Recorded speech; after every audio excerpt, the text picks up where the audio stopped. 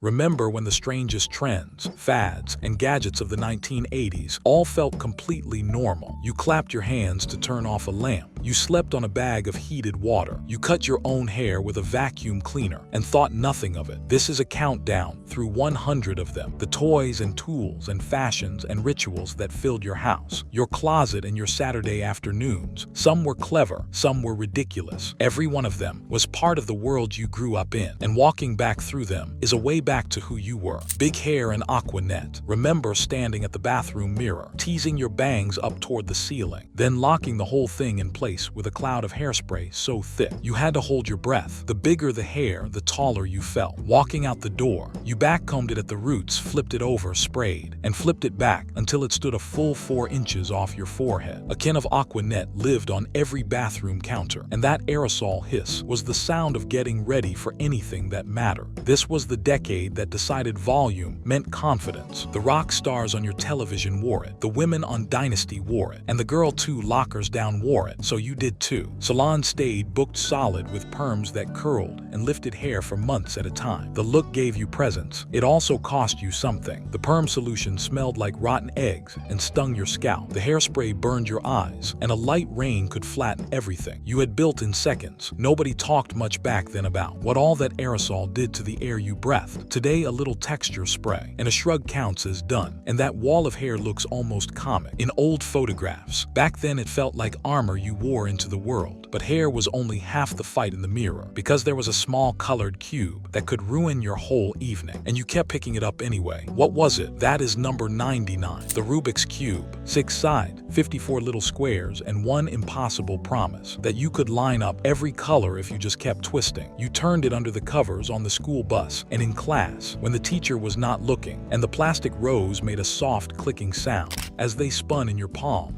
It never sat quite still. A Hungarian professor named Erno Rubik designed it, and by 1980, it had crossed the ocean and taken over America. Kids memorized long strings of moves. Slim paperback books appeared, claiming to teach the solution in a weekend. Clubs formed to see who could finish it fastest, some kids racing the clock down to under a minute. The cube sharpened patience and spatial sense, and it cost you nothing, but hours you would never get back. It could also break your spirit. Some kids peeled the colored stickers off and pressed them back in the winning order to fake a song. Others popped the whole thing apart with a screwdriver and snapped it back together already finished. The frustration was as real as the pride. Today a phone can solve one in seconds, and a whole hobby of speed cubing exists, with champions who finish in a blink. Back then, solving it once by yourself felt like joining a secret society. Speaking of things you wore without ever quite knowing why, what about the knitted tubes that climbed halfway up your legs at every dance class and grocery run in town? That is number 98. Number 98, leg warmers. Ribbed knit tubes that bunched around your ankles and climbed up your calves, worn over jeans, over tights, and sometimes over bare legs on a warm day. They slouched and scrunched, and you could push them up or shove them down to change your whole look in a second. The dance studio started it, slipping them on dancers to keep muscles warm between routines. Then Flashdance filled theaters in 1983, and the aerobics craze swept through every church basement and living room. And suddenly, a girl owned 5 pairs in 5 colors. Jane Fonda wore them on the screen while she counted out reps. They were cheap, warm, and easy to layer over anything, and they made a plain outfit feel like it belonged to the moment. The catch was that they had almost nothing to do with staying warm anymore. They slid down at the worst times, wore into holes at the heel, and matched with the wrong clothes. They made you look like you had tangled with a laundry basket and lost. Today they live in dance bags, in Halloween boxes, and almost nowhere else. Back then they were a quiet badge. That said you moved to the beat, even if you never took a single class. From something you pulled onto your legs to something you slipped into your pocket. What about the sleek little box that let you vanish into a private soundtrack no one else could hear? That is number 97. Number 97, the Sony Walkman, a silver and blue box about the size of a deck of cards clipped to your belt, thin foam headphones pressing over your ears, and the soft whir of a cassette turning as you pressed play. For the first time, the music was yours alone, and the person next to you had no idea what you were hearing. Sony released it in 1979, And by the early 1980s, it had quietly changed how you walked through the world. The very first ones even had 2 headphone jacks, so a friend could plug in beside you. You walked to school with your own tape scoring every step. It gave you freedom, privacy, and a soundtrack for an ordinary Tuesday. The trade-offs were real.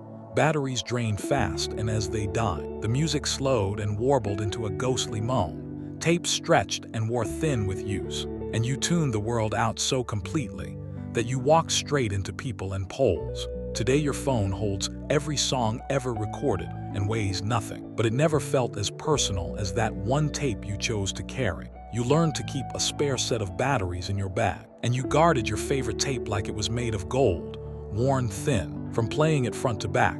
Speaking of small things that claimed to know your inner world, what about the ring that swore it could read your true feelings by the color it turned?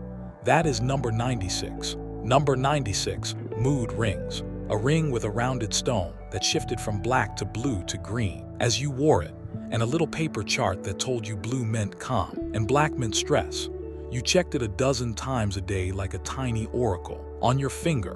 Born in the mid-1970s, it was still spinning on every drugstore rack. Well into the 80s, the stone held liquid crystals that changed color with temperature, so warm fingers turned it warm colors and cold hands turned it dark. It was cheap, fun, a little bit magic, and a guaranteed conversation on the school bus. The problem sat right there on your hand. The ring read your body heat, not your heart. Nervous, thrilled, or just freezing in a cold classroom, it could not tell one from the other, and the color often told you a story that was not true. Today, people track their moods on watches that count heartbeats and sleep, and the old ring looks like a toy. Back then, it felt like a small window into yourself that you could carry everywhere. Teenagers swore by it anyway, holding a hand up to the light and announcing to the whole lunch table exactly how they were feeling that day. Speaking of things you wore to say something about who you were, what about the jacket with the little strap at the throat? That promised something would happen the moment you zipped it up. That is number 95. Number 95, members-only jackets. A thin racer-style jacket with a skinny strap on each shoulder, a little snap tab at the collar, and a slim fit you wore zipped halfway, with the collar flipped up. It was light as a windbreaker, and it made you feel chosen. This was an early to mid-80s status piece, and the ad line stuck in your head. When you put it on, something happens. Everybody wanted one, in black, tan, maroon, or powder blue. If yours had the real label on the sleeve, you made sure people noticed. It was sharp, easy to throw on, and it made you feel like a member of something bigger than your block. The trouble was that half the school owned the same jacket, so belonging started to feel a lot like blending in, and the flimsy shell did nothing against a real cold snap. Today it is a thrift store punchline, and a shortcut to looking like 1984 at a costume party.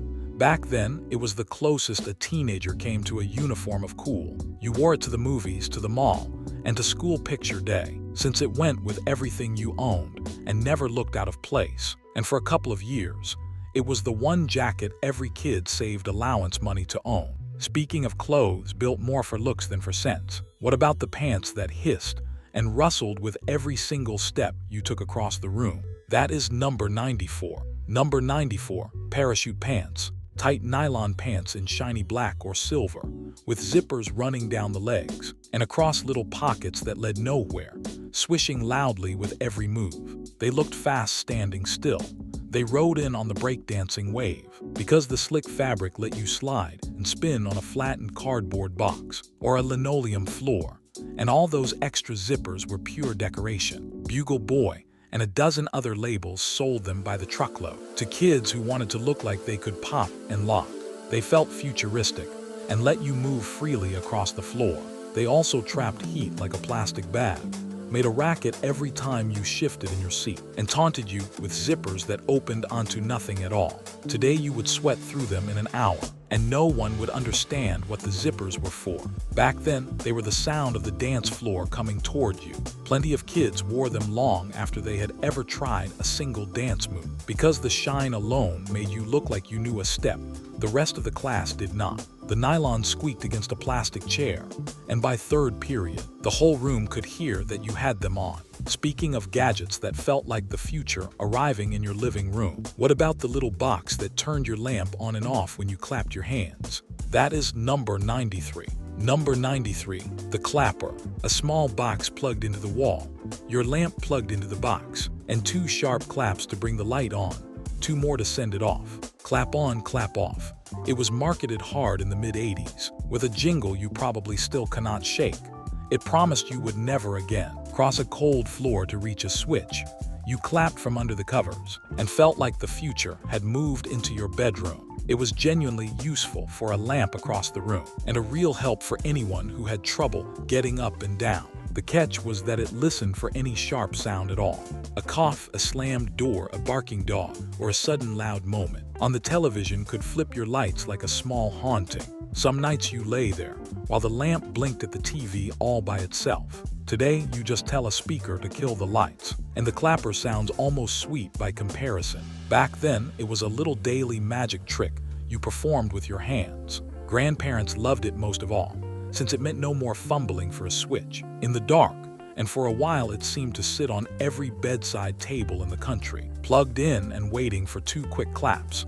Speaking of things the whole neighborhood suddenly wanted, what about the jeans that looked like they had been dragged behind a truck on purpose? That is number 92. Number 92, acid wash jeans. Denim gone pale and blotchy, marbled in white and faded blue, stiff and bright, and often worn head to toe with a matching jacket if you were committed.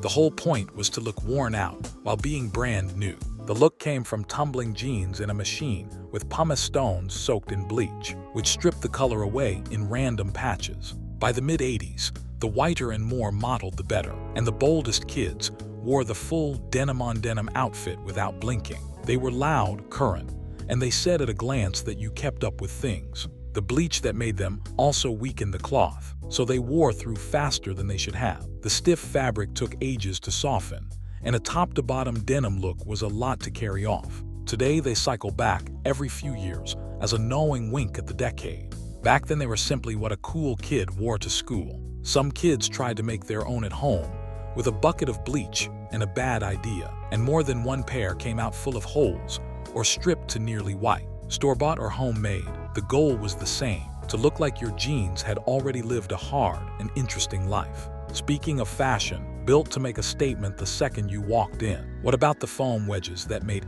every shoulder in the room look ready for a fight? That is number 91. Number 91, shoulder pads. Foam pads sewn or stuck with Velcro into blazers, blouses, dresses, and even t-shirts, squaring off your shoulders into a sharp, wide line that entered a room before you did. Some were modest. Some were so big you turned a little sideways to get through a doorway. This was power dressing, and it had a reason behind it. Women were moving into offices and boardrooms in greater numbers, and the wide shoulder borrowed the authority of a man's suit. The women on Dynasty wore them like armor, and later Working Girl put them on the big screen. They built a strong, confident silhouette and made a waist look smaller by comparison. Pushed too far, they swallowed the person inside them, and you sometimes felt the loose pad sliding down inside a sleeve, or fished a stray one out of the bottom of the wash. Today, a well-cut seam does the same job quietly, and the giant pads read as pure costume. Back then, they told the room you meant business. You could buy loose pads on their own and pin them into anything, so a plain sweater from the back of the closet could suddenly look ready for a corner office. Old photos from those years show whole rooms of people built like linebackers in silk blouses. Speaking of things that looked like fun, until your feet began to sweat, what about the see-through plastic shoes half the neighborhood wore all summer long? That is number 90. Number 90, jelly shoes. Molded plastic sandals in see-through candy colors, some with a little glitter suspended inside, woven into a basket pattern, and worn with bare feet on a hot sidewalk. They squeaked on tile and clacked on pavement, and you owned them in pink, purple, teal, and clear. They were sold everywhere a kid went in summer, from the drugstore rack to the shop by the beach, cheap enough that a mother could buy 2 pairs without a second thought. That was half the appeal.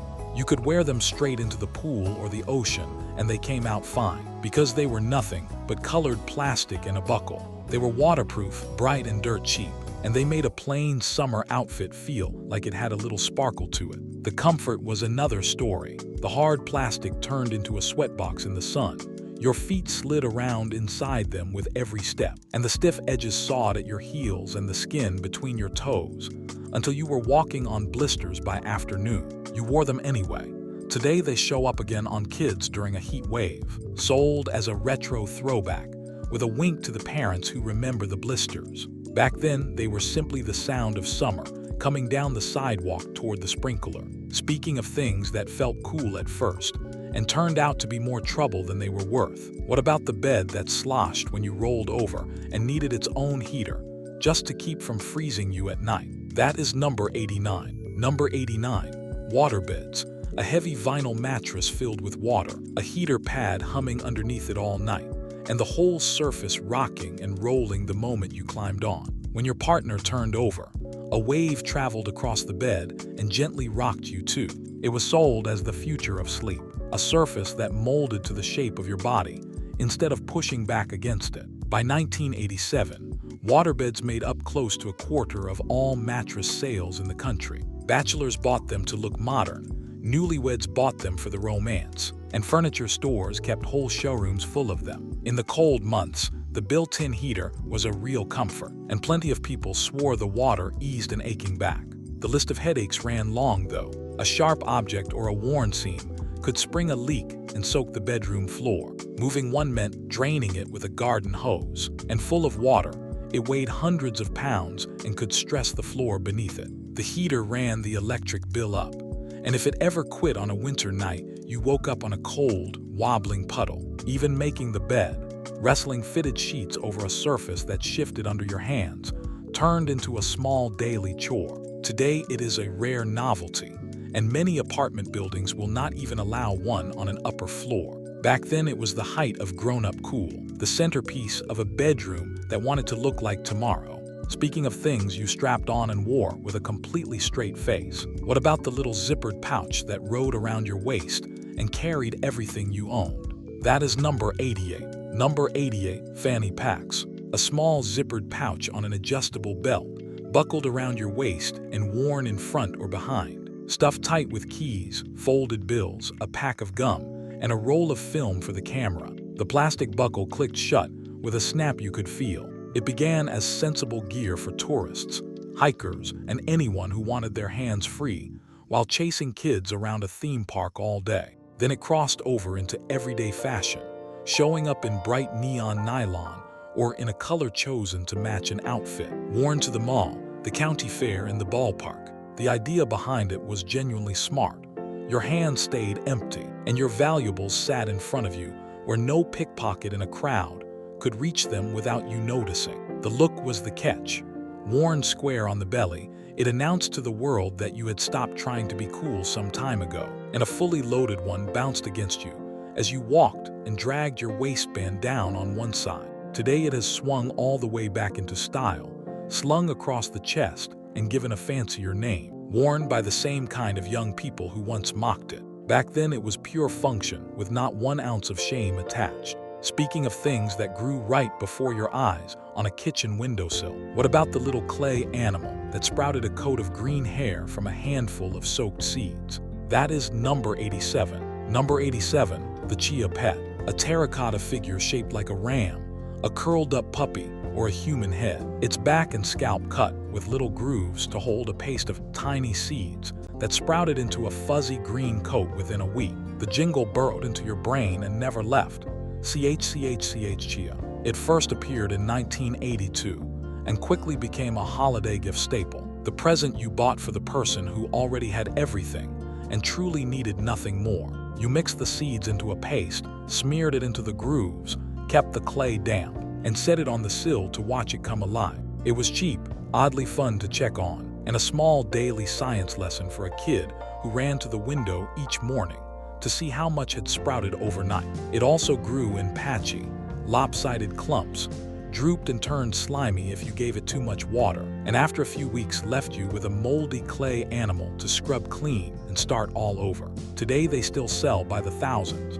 now molded into cartoon characters and famous faces. More of a gag gift than a piece of decor. Back then, it was a genuine little wonder sitting between the salt shaker and the dish soap. Speaking of things that grew a little wild up on top, what about the haircut that stayed short and tidy in the front and let it all hang long down the back? That is number 86. Number 86, the mullet. Short and neat on the top and sides, long and loose in the back. The cut that let a man look presentable from the front and like a rock star from behind. Business up front, party in the back. Though nobody called it that yet. The name would come later, but the haircut itself was everywhere in the 80s. Rock singers wore it on stage. Country stars wore it on album covers. Hockey players and baseball players let it flow out from under their caps. And plenty of ordinary dads wore it to the office without a second thought. It crossed every line in the country. The appeal was that it gave you both worlds at once, tidy enough for a job and wild enough for the weekend. And the long part kept the sun off the back of your neck all summer. The trouble is written in every photograph taken since. It aged into a punchline faster than almost any style. The long section got stringy and tangled without constant care. And the awkward months of growing one out looked worse than either haircut on its own. Today it gets worn on purpose, as a joke or a bold statement, and barbers get asked for it with a knowing smirk. Back then it was just a normal trip to the chair, and a normal thing to see in the mirror. Speaking of things that glowed loud enough to be spotted from clear across a parking lot, what about the fluorescent colors that took over every windbreaker, sock, and pair of sunglasses in sight? That is number 85. Number 85, neon everything. Fluorescent pink, green, orange, and yellow splashed across windbreakers, tank tops, socks, shoelaces, sunglasses, and sweatbands. Colors so bright, they seemed to hum under a gym light. A bold kid would put 3 of them together at once and stride out the door proud of it. The decade loved to be seen, and neon was pure visibility turned into fashion. It came down off the ski slopes and out of the aerobics studio, and spread across every schoolyard. So you wore a green shirt with pink shorts and orange socks and called it a good look. It was cheerful, full of energy, impossible to lose in a crowd, and it matched the loud and hopeful mood of the times perfectly. It also clashed with nearly everything it touched, faded in the wash into a tired pastel after a few cycles, and a full head-to-toe neon outfit could give the people around you a mild headache by lunch. Today, a single neon accent counts as bold, and a whole outfit of it reads as a costume for a theme party. Back then, it was just what you threw on for a regular Tuesday. Whole store windows glowed with it, and a single rack of neon windbreakers could light up a dim corner of the mall all on its own. Speaking of something you bought for the color, far more than for the time it told. What about the cheap plastic watch that people wore 2 and 3 at once up the same arm? That is number 84. Number 84, Swatch watches. A slim plastic watch in bright colors and wild patterns, so light on the wrist you forgot it was there, and cheap enough that you owned several and swapped them by the day. Some people wore 2 or 3, stacked up one forearm just to make the point. A Swiss company launched it in 1983 to fight back against a flood of cheap imported watches, and in doing so, it turned the humble timepiece into a fashion accessory. You changed with your outfit. Fresh designs poured out constantly, bold and colorful and collectible, and some fans chased the new ones like other people chase stamps or baseball cards. It was affordable, genuinely fun, and it let you match your watch to your mood, your shirt, or the day of the week. Being cheap plastic, it also scratched at the first bump. The bands cracked and snapped after enough wear, and a fistful of them jangling up one arm was far more statement than good sense. Today it is a collector's piece and a nostalgia buy, though it never truly disappeared the way some fads did. Back then, it made the simple act of checking the time feel like a small style decision. Kids compared their collections at recess and begged for the newest face the moment it appeared in the store window. Speaking of an accessory that curled around your wrist with a single quick flick, what about the flat metal strip that snapped itself shut the instant it touched your arm? That is number 83. Number 83, slap bracelets. A flat strip of springy metal wrapped in a colorful fabric or shiny cover, held dead straight in your hand until you slapped it across your wrist, where it curled up instantly into a bracelet. That sharp crack as it snapped shut was the whole joy of the thing. It arrived in the mid-80s and swept through schoolyards by the end of the decade. You had them in every color and pattern imaginable, traded them with friends, and slapped them onto anything with a curve to it. An arm, a bike handle, a fence post, a friend's wrist when they were not looking. They were cheap, endlessly fun, and satisfying to snap on and off 100 times a day. The danger lived in the cheap knockoffs, where the fabric wore through with use and exposed the sharp metal edge underneath, which could nick a wrist, and got the bracelets banned outright from plenty of classrooms. Today they still turn up as party favors, built safer and duller than the originals ever were. Back then they were contraband you smuggled past the teacher and snapped on the second her back was turned. You could feel the little jolt run up your arm each time one snapped shut, and a good one held its curl through years of daily abuse. Speaking of a gadget that promised to save you a trip to the barber shop, what about the device that cut your hair using the suction of a vacuum cleaner? That is number 82. Number 82.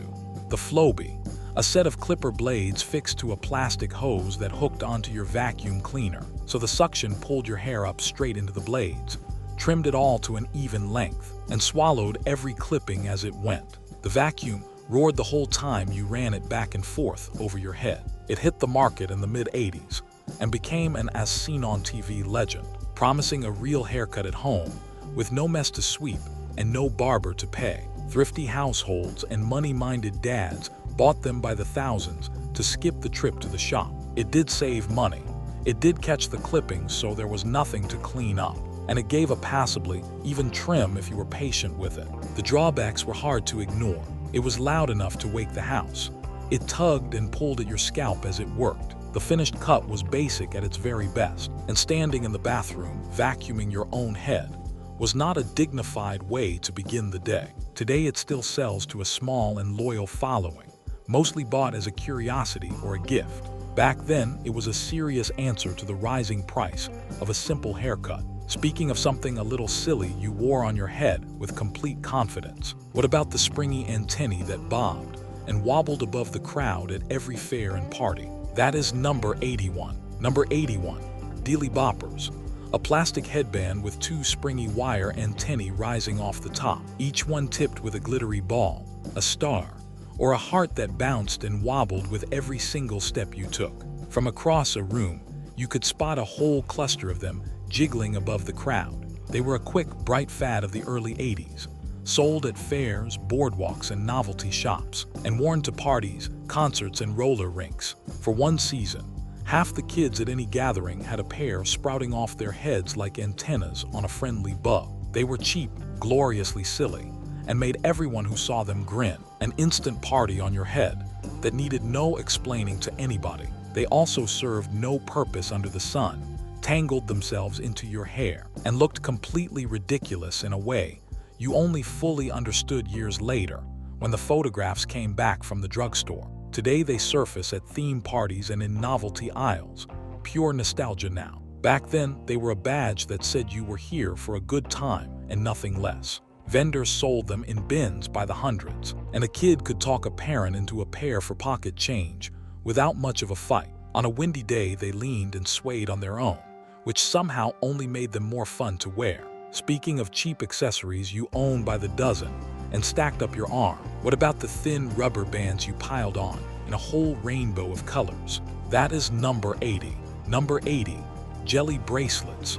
Thin bands of colored rubber worn stacked up your arm by the dozen, sometimes a dozen on each wrist, in translucent pink, green, orange, black, and glow colors that clacked softly together when you moved. They cost almost nothing, so you bought a whole bag and shared them out among your friends. Madonna wore them piled on both arms in her early videos and photos, and every girl who wanted to look like her did the same. You found them at the drugstore, the mall, and the corner store, sold in little bundles for pocket change a kid could scrape together. They were cheap, colorful, and fun to trade back and forth, and the sheer number of them stacked together made a bold statement without costing a thing. The rubber stretched out and snapped after enough wear.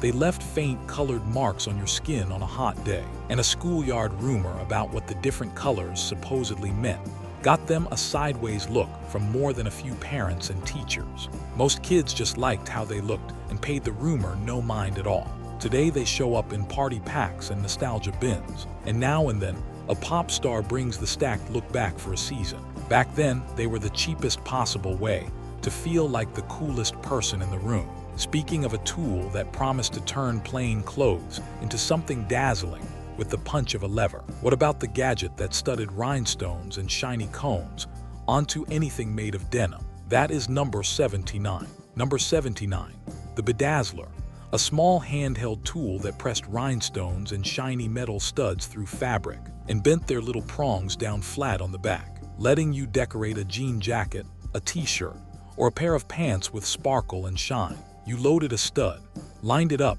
pressed down hard, and heard the satisfying crunch as it bit into the cloth. It was sold on television in the 80s as a way to turn plain, boring clothes into custom, glittering, one-of-a-kind creations right there at your kitchen table. Kids and grown-ups alike went to town on everything they owned. And for a while, no denim jacket in the house was safe from a border of rhinestones. It was creative, genuinely fun, and it let you personalize a plain garment for very little money. The results were a mixed bag, though. The studs scratched furniture and snagged other people. They popped off in the wash and vanished forever into the dryer. And a jacket that dazzled in the moment often looked like far too much by the light of the next morning. Today, crafters still use similar tools, and the name itself has turned into a joke word for going overboard on decoration. Back then, it was a little sparkle factory humming away on your countertop. Speaking of a look that was all about one bold and puzzling detail, what about the single long strand of hair left to grow down the back of an otherwise short haircut? That is number 78. Number 78, the rat tail, a short, tidy haircut with one thin strand left long at the nape of the neck, sometimes braided, sometimes wrapped or beaded, trailing down the back like an afterthought that flat refused to be cut. On a kid, it was a small act of rebellion that a parent somehow approved without looking too closely. It showed up on boys and girls alike in the 80s, a quick way to make a plain haircut feel a little daring without going all the way to something wild. Some kids grew the tail long enough to swing when they turned their heads, and the truly committed ones braided beads into it and dared anyone to say a word. It was cheap, easy, and completely reversible, since one snip of the scissors erased the whole thing in a second. The tail also got greasy and tangled, caught in coat collars and car doors, and drew teasing from the very friends who were wearing one of their own. Plenty of parents fought a long, quiet war to get their kid to finally cut it off for good. Today it turns up as an ironic style statement, worn on purpose by people who know exactly how it reads to everyone else. Back then, it was a normal thing to spot on the playground, no explanation required. Speaking of a look borrowed straight off a music video, what about the lace and fingerless gloves that a certain pop star made every teenage girl want to own? That is number 77. Number 77, fingerless and lace gloves. Gloves with the fingertips cut clean away, or delicate black lace gloves that left your hands mostly bare, worn with stacks of bracelets and big earring to finish off a bold outfit. They did nothing at all against the cold, which was entirely the point of them. Madonna put them on in her early videos and in Desperately Seeking Susan, and just like that, every teenage girl in the country wanted a pair to complete the look. You wore them to school, to dances, and to the mall, paired with a fistful of rubber bracelets and a mountain of teased hair. They were cheap, dramatic, and an easy way to copy a look you loved without buying a whole new wardrobe to go with it. The catch was that they kept neither your fingers nor your hands warm. The thin lace snagged and tore on everything it brushed, and worn with the wrong outfit, they tipped over from stylish straight into full costume. Teachers rolled their eyes, and more than one puzzled dad asked why on earth you would buy gloves with no fingers. Today they come back around whenever the 80s do, showing up on stages and at throwback parties. Back then, they were a small, bold piece of a rebel look that every girl tried on at least once. Speaking of a clever comb that made thin hair look thick and long in one quick motion, what about the curved plastic clip that gathered your hair into a tall cascade?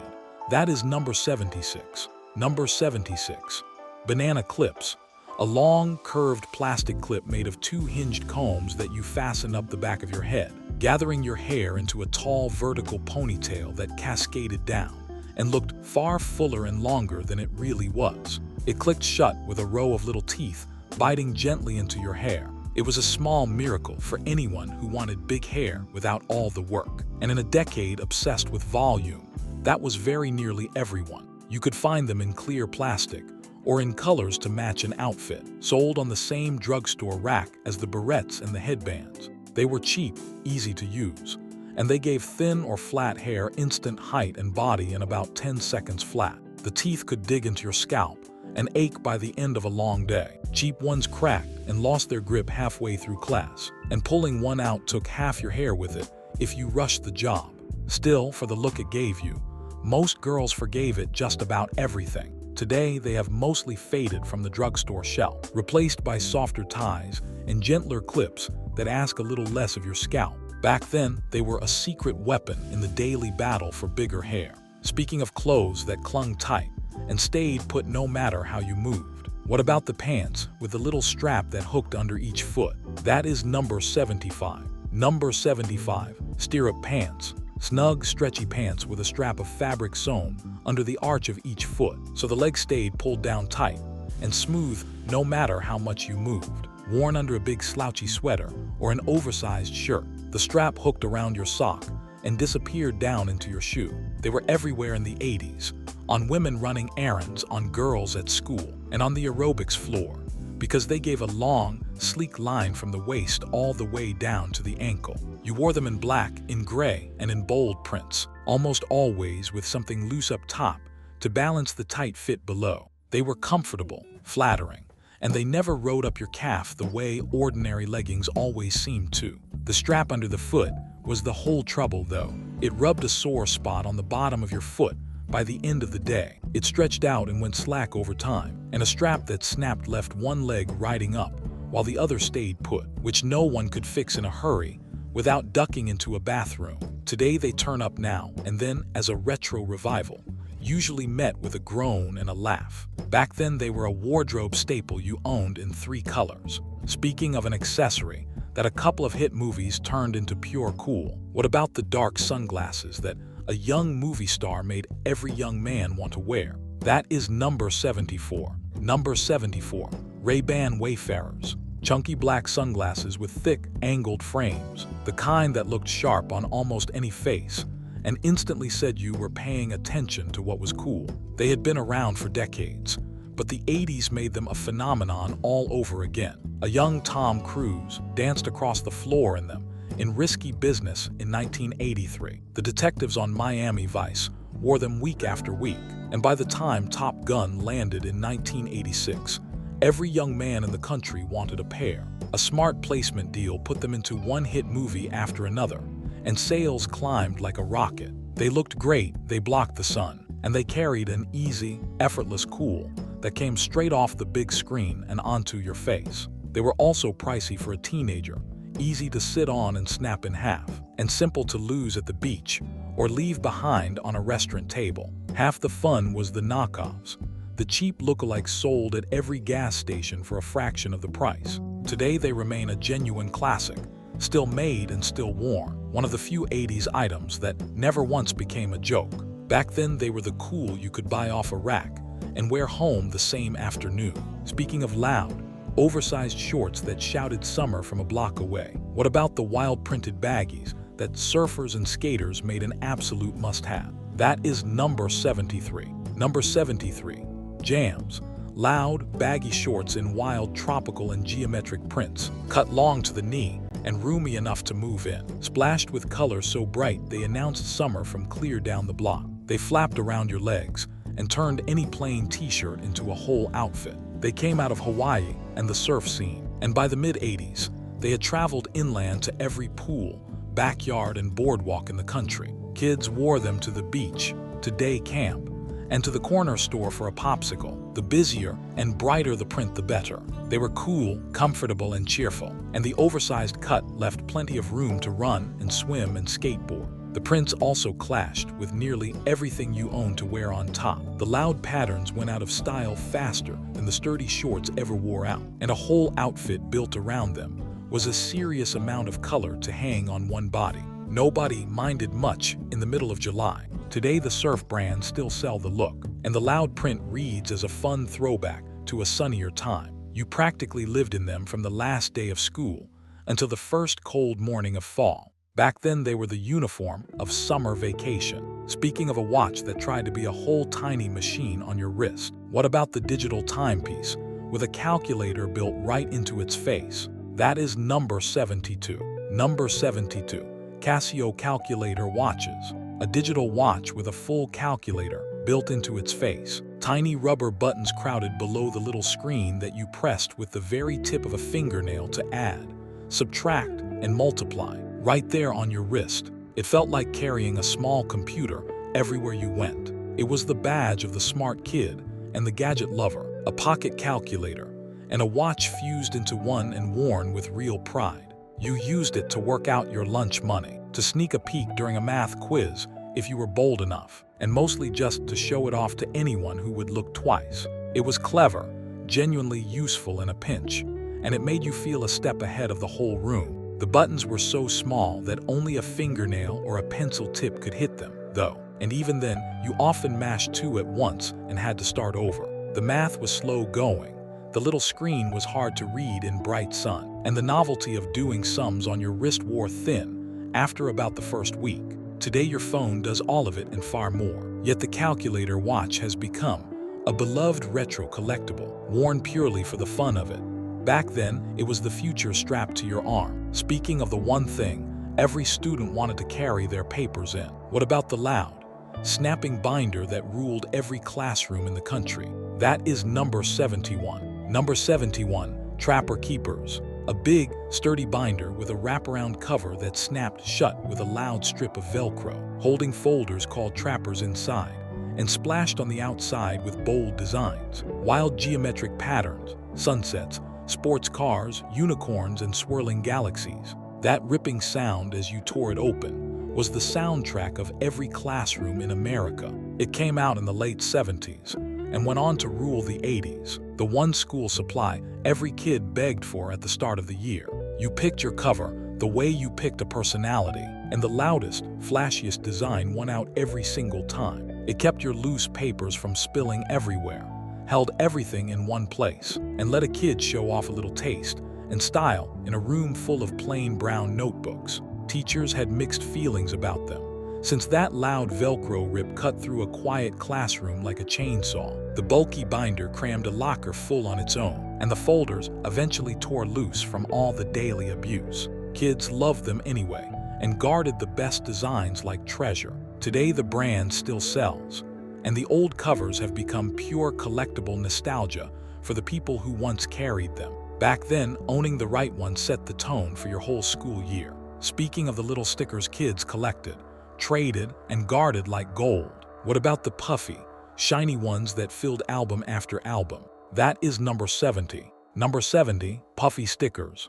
Raised, air-filled stickers with a soft, squishy top, shaped like hearts, rainbows, animals, and smiling foods, that you peeled from a sheet and pressed into a sticker album to keep forever. You ran a fingertip over the little cushioned bump just to feel it give. Kids collected them by the hundreds in the 80s, filling album pages and trading their duplicates at recess, the way older kids traded baseball cards. A rare or fancy one, a scented unicorn or a shiny puffy heart, carried real value in the schoolyard economy. They were cheap, cheerful, and endlessly collectible, and building a fat album of them felt like a genuine accomplishment. The stickers also lost their stick fast once you peeled them. The puffy tops flattened and cracked with age, and a beloved one stuck to the wrong surface tore in half and broke your small heart. Trading them meant risking a favorite, and a bad trade could ruin a whole afternoon. Today they still sell in craft aisles in dollar stores, and grown collectors chase the rare vintage sheets online. Back then, a full sticker album was a treasure you showed off with real pride. The very best albums had themed pages,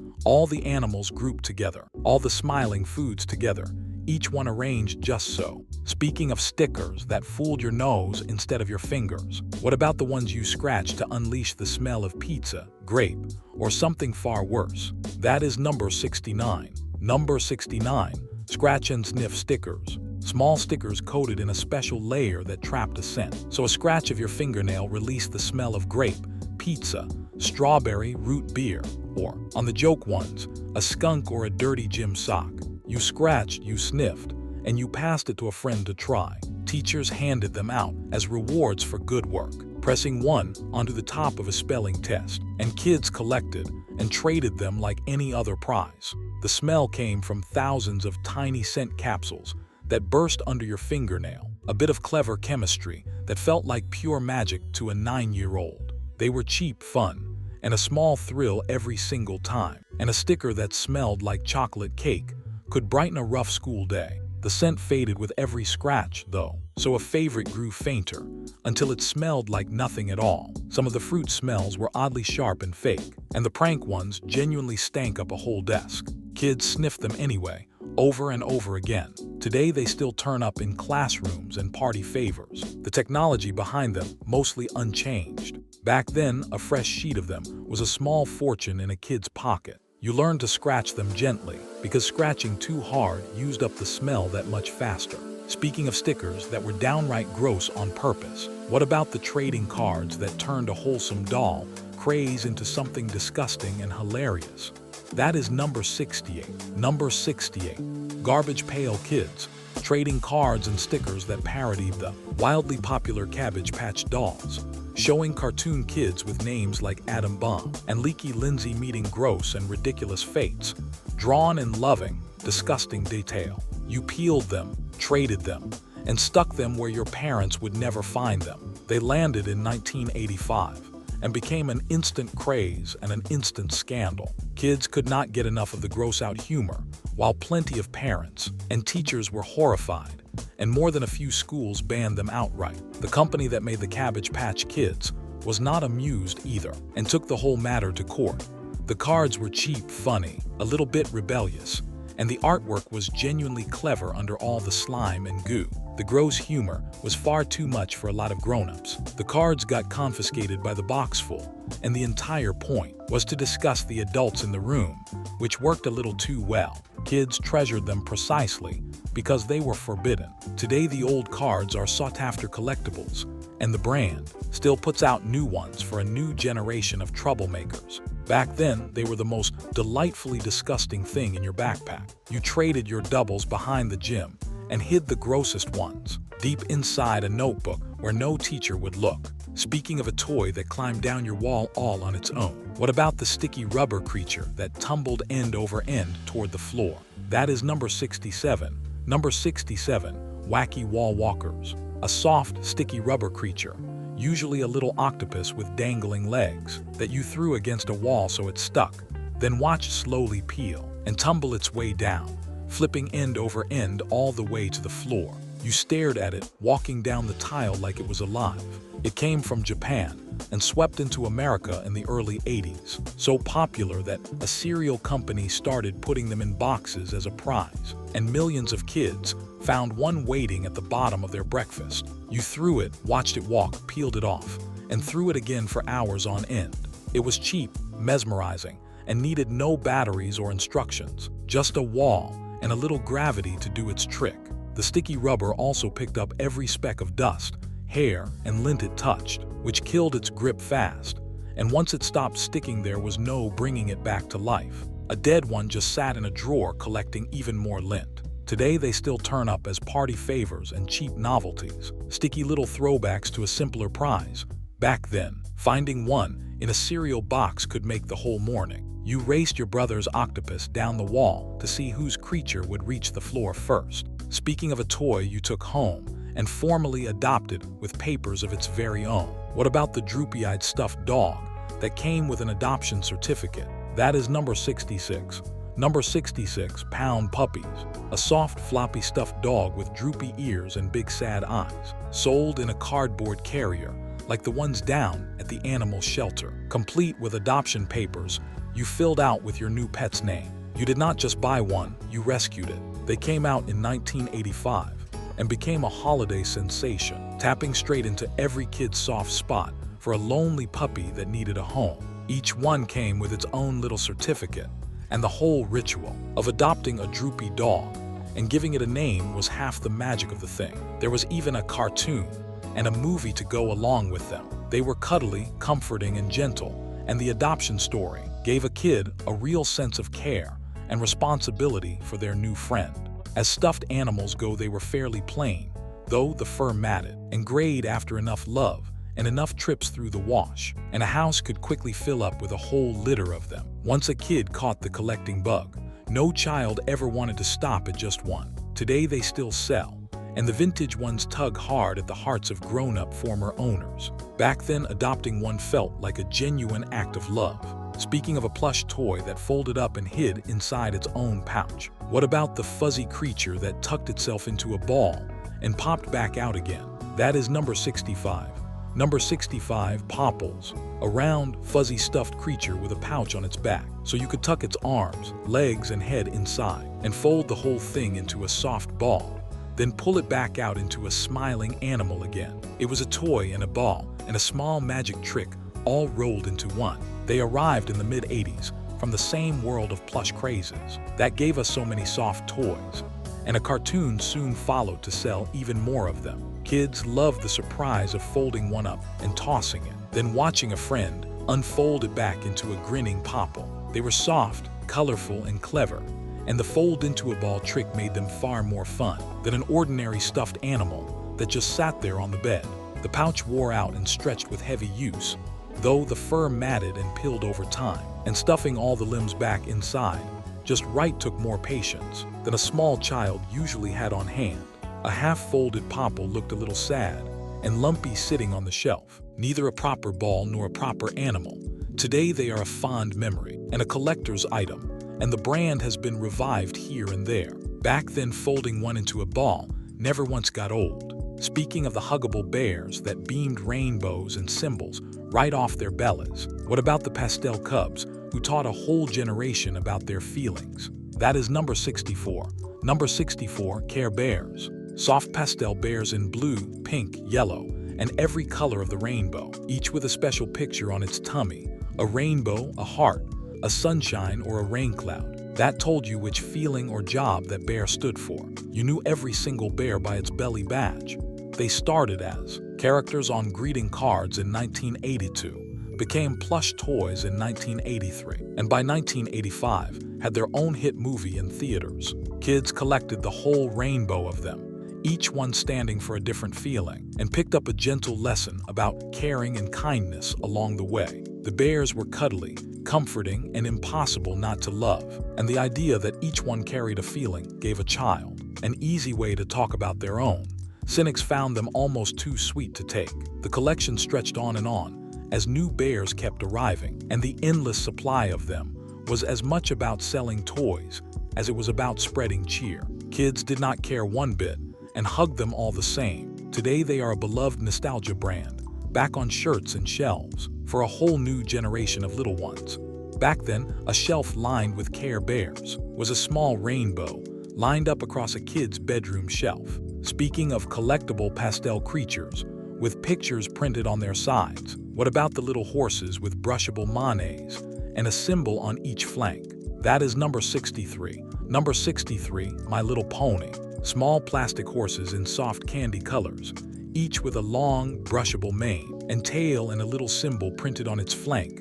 A flower, a butterfly, a cluster of balloons that set every pony apart from the rest of the herd. You brushed their hair until it frizzed and lined them up by color along a shelf. They galloped onto shelves in the early 80s and quickly became a phenomenon, with new ponies, playsets, and a cartoon arriving to keep kids collecting. Half the fun was combing that silky mane and knowing each pony by the mark on its side. They were colorful, gentle, and endlessly collectible, and grooming the manets gave a kid hours of quiet, happy play. The brushable hair also tangled and frizzed for good once it was brushed too much. The collection multiplied without end as new ponies kept coming, and a lost pony or a chewed-up mane, courtesy of the family dog, could break a small heart clean in two. Kids brushed and collected right on through it all. Today, the ponies have been reborn for a new generation and are beloved by kids and grown fans alike. Back then, a whole stable of them lined up on a dresser was a proud sight. You gave each one a name and could recite the mark on every single flank from memory. Speaking of a cheerful girl who painted the whole world in color, what about the character who brought the rainbow to life with her band of little friends? That is number 62. Number 62, Rainbow Brite. A cheerful girl in a rainbow-striped outfit and star-sprinkled boots who brought color to the world, along with her band of little color kids and a shimmering horse named Starlight.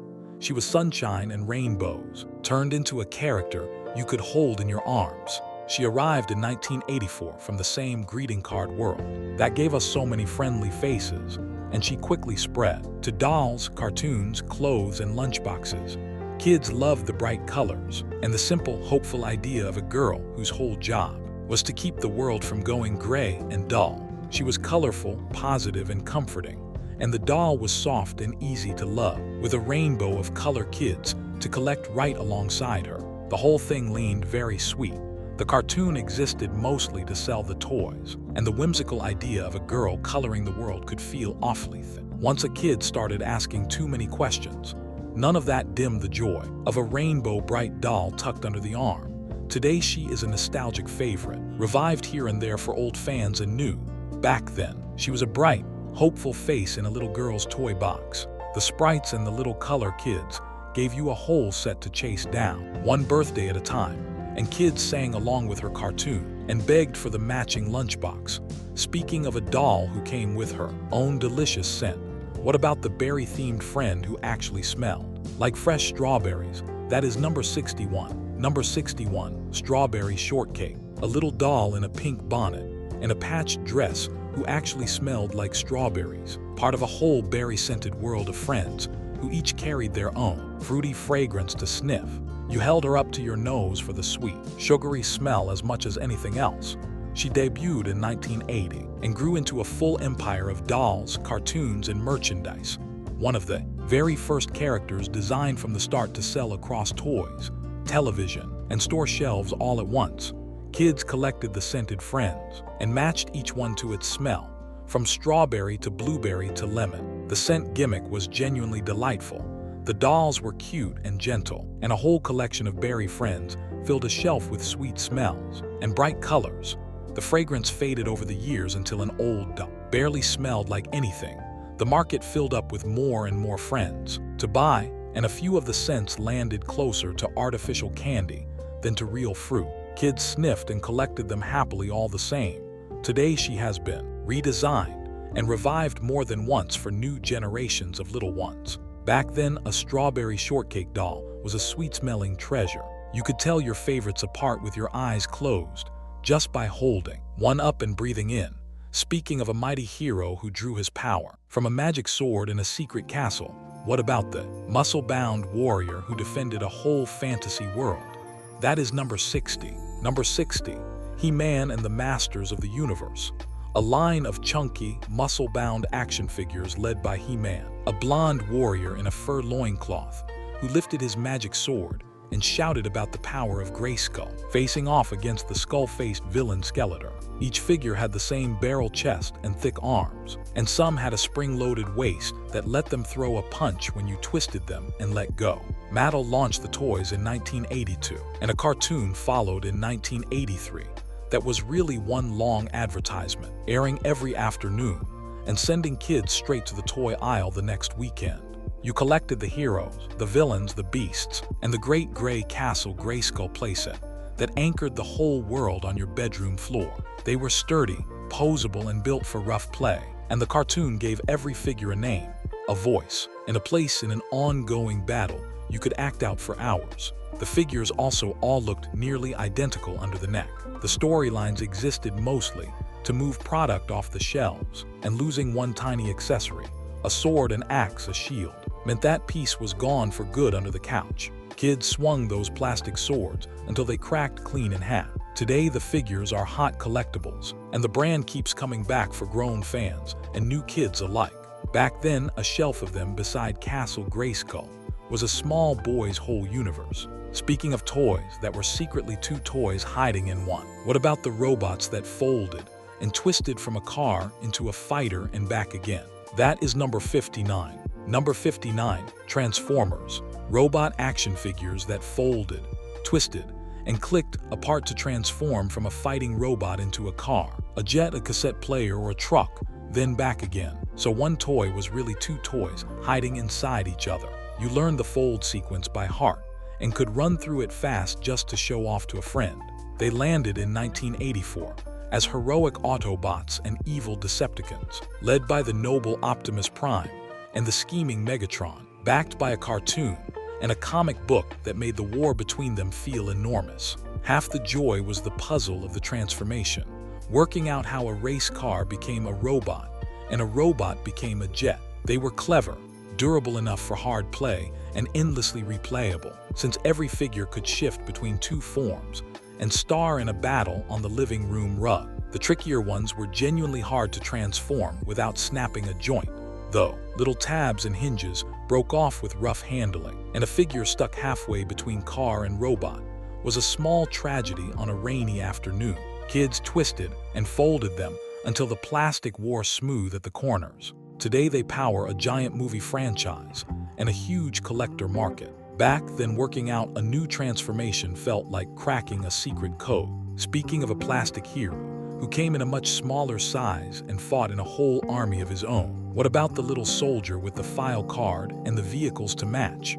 That is number 58. Number 58, G.I. Joe, a small action figure a little under 4 inches tall, part of a whole army of soldiers and their vehicles, each one sold with a file card on the back of the package that gave the character a code name, a specialty, and a backstory. You read those cards like trading cards and learned every soldier by heart before you ever opened the box. The line relaunched in this small size in 1982, shrinking down from the big dolls of years past, and it arrived with a cartoon and a comic book that turned a box of soldiers into an ongoing saga of heroes against the villains of Cobra. You collected the figures, the tanks, the jets, and the massive playsets, and staged huge battles across the backyard and the bedroom floor. They were small, tough, and affordable, so a kid could build a whole army over time, and the file cards gave every last figure a personality to bring into the fight. The tiny guns and backpacks got lost by the fistful, though. The little rubber band that held each figure together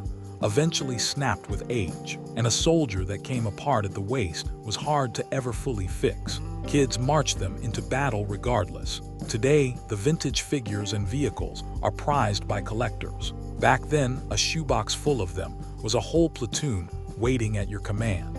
Speaking of a soft toy that glowed in the dark to chase away a child's fears, what about the gentle worm whose face lit up when you gave it a squeeze? That is number 57. Number 57, Glow Worm. A soft, pajama-clad stuffed worm with a plastic head that lit up with a warm, gentle glow when you squeezed its plush body, made to comfort a small child and chase the shadows out of a dark bedroom. You squeezed it, the little face glowed, and all at once the room felt a bit safer. It arrived in the early 80s as a bedtime friend. A stuffed animal and a soft nightlight rolled into one, and it quickly became a nursery staple that parents reached for at the very first sign of a fear of the dark. The glow was soft enough not to keep a child awake, but bright enough to soothe a worried one back to sleep. It was cuddly, comforting, and genuinely useful at bedtime, and the light that came on with a simple hug felt like a small piece of magic to a frightened toddler. The little bulb and battery inside eventually wore out, though. The soft body got grubby and gray with years of nightly hugs, and a glow worm that stopped glowing lost a good part of its comfort. Many a parent quietly replaced a dead one before lights out. Today it still sells as a soothing baby toy, the idea as good now as it ever was. Back then it was the friendly little light that got a child through the night. Speaking of a bedtime friend that could actually talk and move its mouth as it told you a story, what about the animatronic bear whose eyes and lips came to life? That is number 56. Number 56, Teddy Ruxpin, an animatronic teddy bear with a cassette player hidden in his back. So as a tape played, his eyes blinked and his mouth moved in time with the words, telling stories and singing songs like a living storybook come to life. You popped in a tape, and the bear looked right at you and began to speak.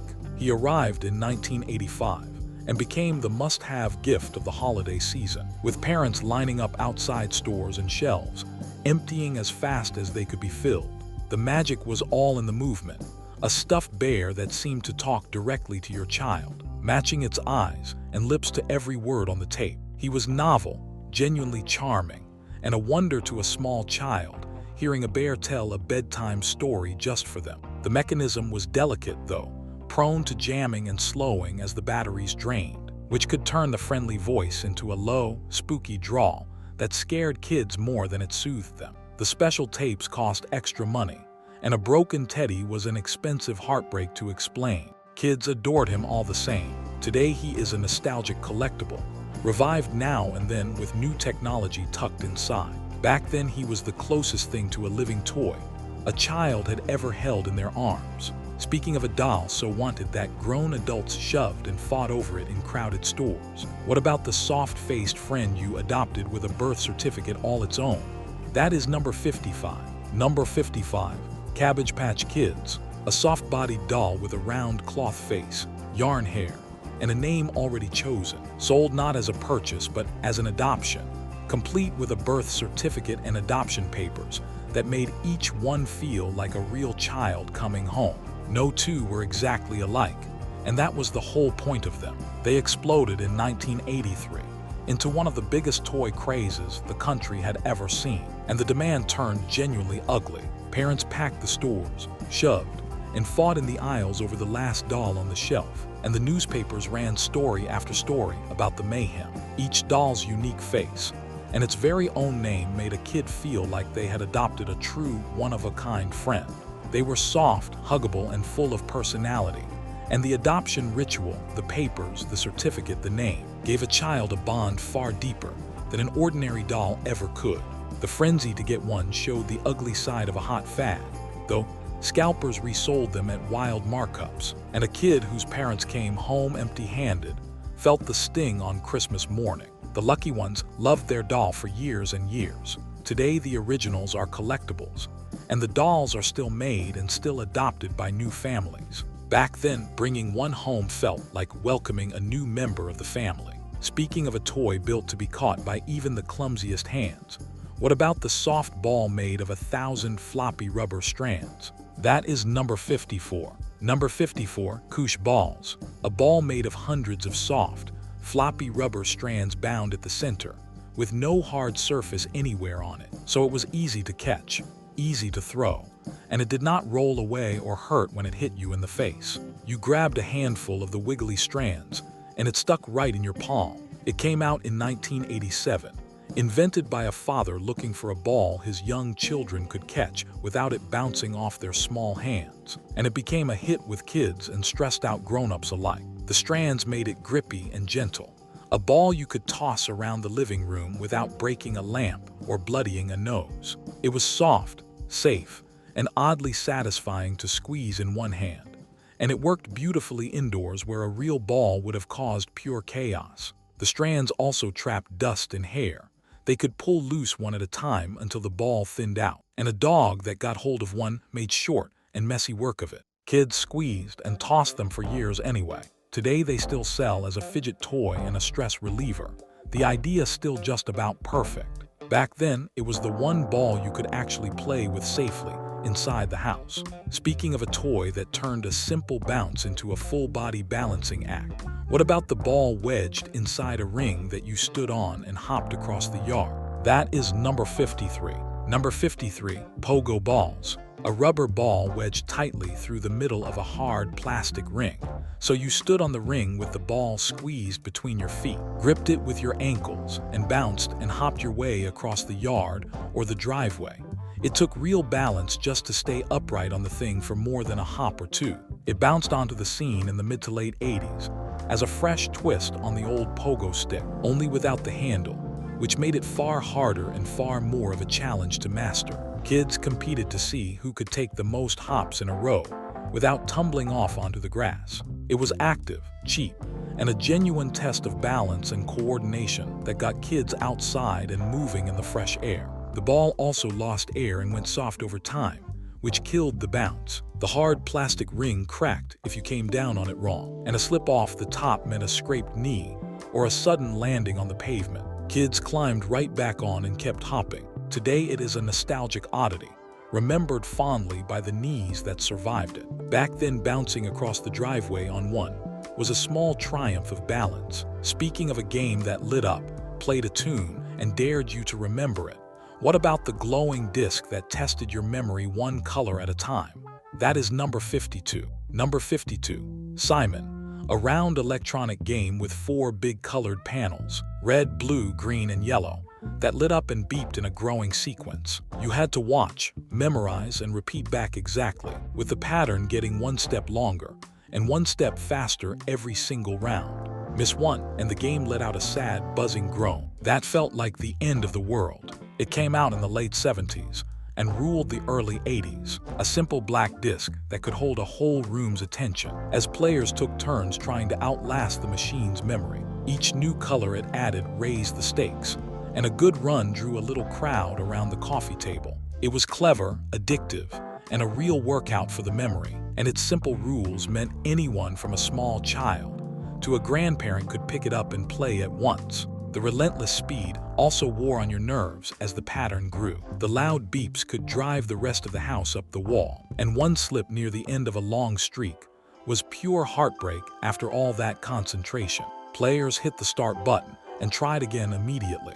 Today it still sells in one form or another, and the sounds are instantly familiar to anyone who ever played it. Back then, beating your own high score felt like a genuine feat of the mind. Speaking of a toy that could actually talk and quiz you on your spelling, what about the little machine that spoke in a robotic voice and tested you word by word?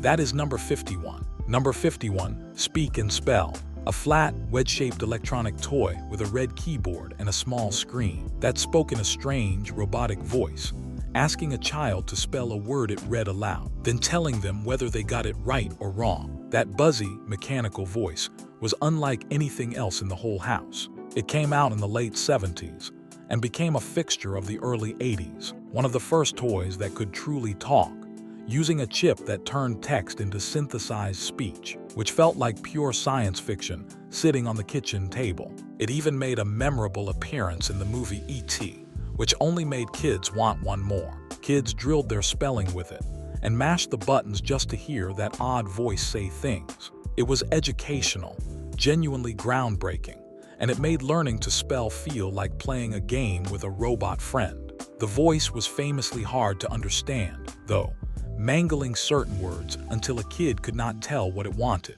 The flat membrane keyboard felt stiff under small fingers, and the limited word list grew stale once you had heard every word a few times over. Kids kept pressing the buttons anyway, half to learn and half to laugh at the voice. Today it is a beloved piece of tech history and a collector's item. Back then, it was a talking teacher that fit right in your hands. Speaking of a handheld game you could carry anywhere and play under the covers, what about the little machine that was a single video game and a clock all in one?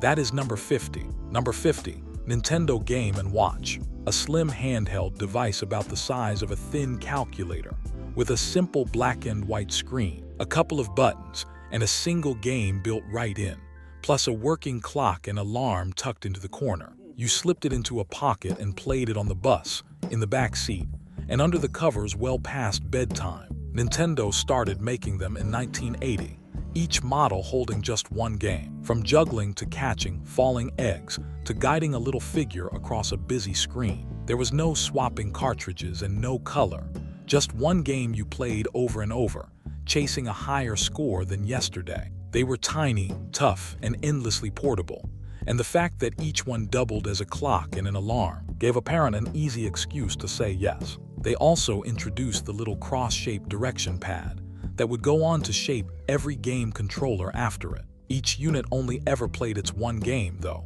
so the fun ran thin once you had mastered it. The flat screen showed only fixed shapes blinking on and off, and the batteries died at the worst possible moments. Kids played them to death regardless, one game at a time. Today the originals are collector's gold, and the little clock still ticks away in display cases. Back then, a game and watch in your pocket meant you were never bored on a long ride again. Speaking of the console that brought the arcade home, and then nearly killed the whole industry, what about the wood-grained box with the joystick that started it all? That is number 49. Number 49, the Atari 2600, a boxy console with a fake wood-grain front, a single-button joystick, and a slot on top for cartridges that let you swap one game for another, bringing the arcade into your living room for the very first time. You blew on the cartridge, jammed it into the slot, and flipped the switch to a world of blocky color on the family television. It arrived in the late 70s and dominated the early 80s, putting games like Space Invaders, Pac-Man, and Combat right in the den. With that stiff, black joystick you gripped with your whole fist, families gathered around the TV to take turns, and a hot new cartridge was a serious event in the house. It was groundbreaking, endlessly replayable thanks to the swappable games, and it turned the television into something you could finally play with instead of just watch. The graphics were crude blocks that left a lot to the imagination, though. The joystick was stiff and blistered your palm on a long session, and a flood of cheap, terrible games eventually helped crash the whole industry in 1983, with truckloads of unsold cartridges famously buried out in a landfill. Kids kept playing the good ones for years afterward. Today it is a revered piece of history, and collectors hunt down those old cartridges. Back then, it was the first time the arcade ever lived in your own home. Speaking of a home computer that taught a generation to type and to program, what about the beige machine that loaded its games off a cassette with a long screech? That is number 48.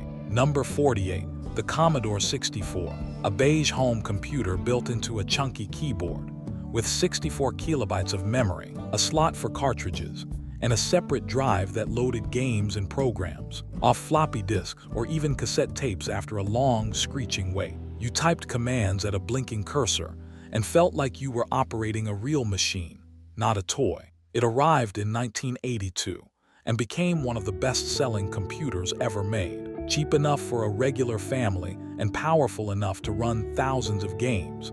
From space shooters to text adventures, kids learned to type, to program in BASIC, and to swap floppy disks and cassettes full of software, traded among friends at school. It was affordable, versatile, and genuinely educational, opening a door to programming and gaming that had been shut to ordinary families before it came along. Loading a game off a cassette could take many long minutes of screeching noise, though. The floppy drive was slow and temperamental, and a crash or a bad disk could wipe out an afternoon's work. In the blink of an eye, kids waded through the loading screens anyway, thrilled at what came up next. Today it is a beloved piece of computing history with a devoted following. Back then, it was the machine that first let a kid feel like a real programmer. Speaking of the console that rescued home gaming after the great crash, what about the gray box you had to blow into just to make the game start?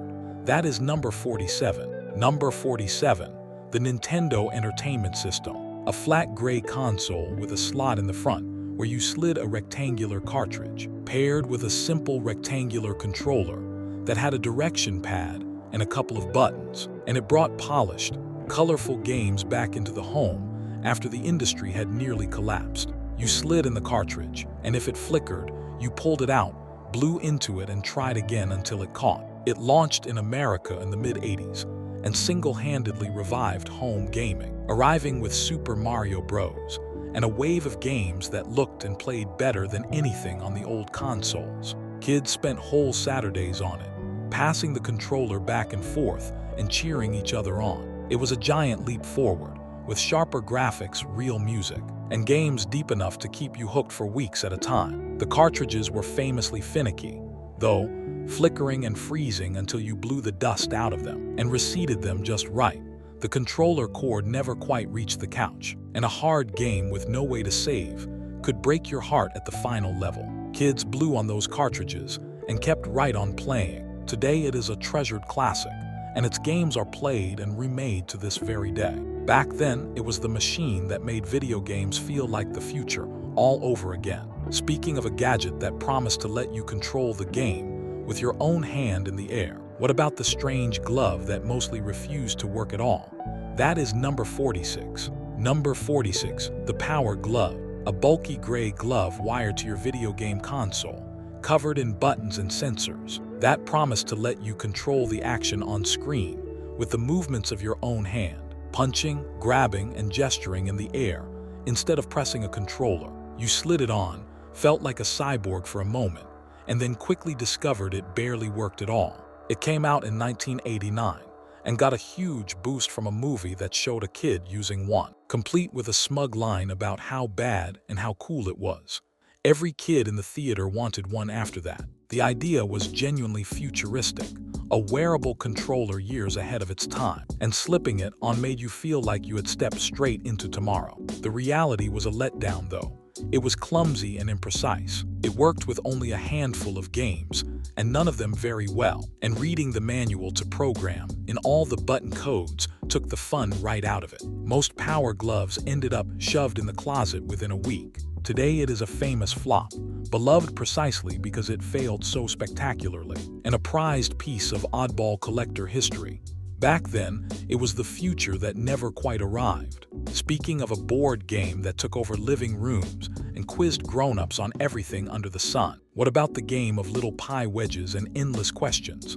That is number 45. Number 45, Trivial Pursuit, a board game built entirely around answering questions, where you rolled around a wheel-shaped board, collecting little colored pie wedges, one for each category, from history and geography to sports, science, entertainment, and art. You filled up your plastic pie one wedge at a time and felt a little smarter with each one. Two Canadian newspapermen created it at the end of the 70s, and it caught fire across North America in the early to mid-80s, becoming the game that grown-ups actually wanted to play at a dinner party. Adults who never touched a board game gathered around it for hours, arguing over answers and showing off everything they knew.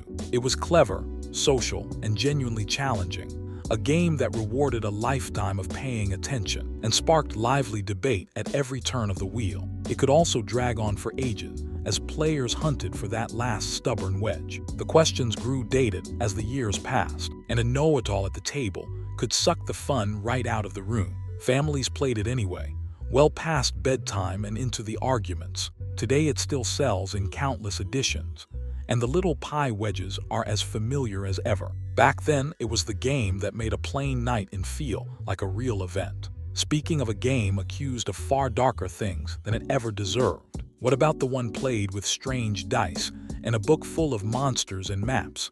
That is number 44. Number 44, Dungeons and Dragons. A game with no board and no plastic pieces, played with pencils, paper, a set of oddly shaped dice, and a dungeon master who described a world of monsters, treasure, and adventure, while the players decided what their characters would do next. You rolled a 20-sided die and held your breath to see whether your hero survived the next room. It had been around since the mid-70s, but it hit its peak in the 80s, drawing kids and teens into long sessions of imagination around a friend's kitchen table. You built a character, gave it a name and a story, and set off on adventures that lived entirely in your heads, guided only by the roll of the dice. It was creative, social, and endlessly deep, a game of pure imagination that built friendships and could run for months on a single ongoing quest. It also came under a wave of unfair suspicion in the decade, wrongly blamed by worried parents and preachers for all sorts of trouble. The rulebooks were thick and daunting for a newcomer, and a single campaign could eat up every weekend for a whole season. The players who loved it never once looked back. Today it is more popular than ever, played and streamed by millions. Back then it was a whole world you built with your friends, one dice roll at a time. Speaking of the little plastic shells that held all your favorite music, what about the tapes you rewound with a pencil when the player chewed them up? That is number 43. Number 43, cassette tapes and the pencil rewind. A small plastic shell holding a thin ribbon of magnetic tape wound between two little spools. The format that carried your music from the record store to your bedroom, your car, and your Walkman. One album or one homemade tape at a time. You could hold your whole collection in a shoebox and flip a tape over to hear the second side. Cassettes ruled the decade, cheap and portable in a way records never were. And every kid built a stack of them. Store-bought albums mixed in with tapes recorded off the radio and passed between friends. They fit in a pocket, played anywhere, and let you take your music along wherever you went. The tape itself was fragile though. A worn or hungry player would reach in and chew the ribbon into a tangled mess, and the fix became a rite of passage, sliding a pencil into the little spool hole and turning it by hand to wind the loose tape back in. The sound wore down with every play, the ribbon stretched and warbled with age, and a truly mangled tape was gone for good. You wound them back with a pencil and kept them going as long as you possibly could. Today they have made a small comeback with collectors and a new generation of listeners. Back then, that shoebox of tapes held your whole heart. Speaking of a console famous for bringing the arcade home better than the rest, what about the machine that came with a barrel-jumping ape right in the box? That is number 42. Number 42, ColecoVision, a home game console that made its name on how closely its games matched the arcade versions, arriving with a faithful copy of a famous barrel-jumping ape game right in the box, along with a controller that had a numeric keypad built into the grip. You plugged it in and could hardly believe the arcade had come home this well. It launched in 1982, in the thick of the console wars, and won fans by delivering sharper graphics and more arcade-accurate play than its rivals could manage at the time. It even offered add-on modules that let it play games from other systems, a clever trick that stretched your library further. It was powerful for its day. Its arcade ports were the best in the house, and the pack-in game alone was reason enough to want one under the television. The bulky controller was awkward to hold, though with that stiff keypad and a short cord, the fragile cartridges and connectors could fail, and the great video game crash of the era cut its life short before it ever reached its full promise. Kids who had one played those arcade ports for hours on end. Today it is a fondly remembered footnote in gaming history and a collector's piece. Back then, it was the closest thing to having the actual arcade in your own den. Speaking of a movie format that looked better than tape, but never quite caught on, what about the giant shiny disc you had to flip over halfway through the film? That is number 41. Number 41, Laserdisc. A shiny disc about the size of a vinyl record that held a movie, offering a sharper picture and better sound than a videotape ever could. Spun in a big, heavy player that sat under the television like a piece of serious equipment. You slid it in, and the picture that came up was clearer than anything the tape rental down the street could give you. It had been around since the late 70s, but stayed a niche choice for movie lovers through the 80s. Too expensive and too fussy to catch on with regular families, the way the VCR did. Film buffs swore by it, chasing the best possible picture and the extra features some discs offered. The quality was genuinely better. The discs did not wear out from rewinding the way tapes did, and for a true movie fan, it was the only way to watch a favorite film. The discs were enormous and pricey, though they held only so much film per side, so you often had to get up and flip the whole disc over halfway through the movie, and the players cost a small fortune. Most people stuck with tape and never looked back. Today it is a beloved format among collectors, prized for that very picture quality. Back then it was the film lover's secret, hidden in plain sight under the TV. Speaking of the machine that let you finally record your favorite show and watch it whenever you pleased, what about the box with the blinking clock that nobody ever set? That is number 40. Number 40, the VCR. A boxy machine that sat under the television and played rented movies. But its real magic was that it could record a show right off the air onto a blank tape, so you could finally watch your favorite program whenever you pleased instead of exactly when it aired. You set the timer, hoped you got it right, and came home to your show waiting for you. It became a household fixture in the 80s, changing how families watched television forever. And it came with one running joke everyone shared. The clock on the front blinked 12 o'clock over and over, because almost nobody could figure out how to set it. And there it blinked in living rooms across the country for years on end. It gave you freedom from the network schedule, let you build a library of taped movies and shows, and turned a rented tape into a Friday night at home. Programming the timer to record was a maddening puzzle, though A tape could jam or get chewed up by the machine, and you had to remember to rewind before the tape ran out, or you missed the ending entirely. Families wrestled with the buttons and taped their shows anyway. Today it is long gone, replaced by streaming and a menu of everything at once. Back then, recording a show right off the air felt like a small superpower. Speaking of the rival format that was better in some ways, but still lost the war, what about the tape that came in a slightly different box and quietly disappeared? That is number 39. Number 39, Betamax, a videotape format that arrived alongside its rival, and by many accounts, offered a sharper picture in a smaller, tidier cassette. Yet it still lost the long war for the living room to the other tape you know so well. 2 machines, 2 tapes, 1 winner, and Betamax was not it. Sony backed it hard through the early 80s, and for a while a family had to choose a side, and choosing wrong meant the video store would not carry your movies. The format quietly faded as the shelves filled up with the other kind. The picture quality was genuinely good, the cassettes were compact and well made, and its fans defended it loyally right to the end. Its tapes could not record for as long as the rivals, though, which mattered for taping a whole movie or a ball game. Fewer and fewer stores rented beta movies as the years went on, and a family stuck with the losing format watched their options dry up one shelf at a time. Owners kept using their machines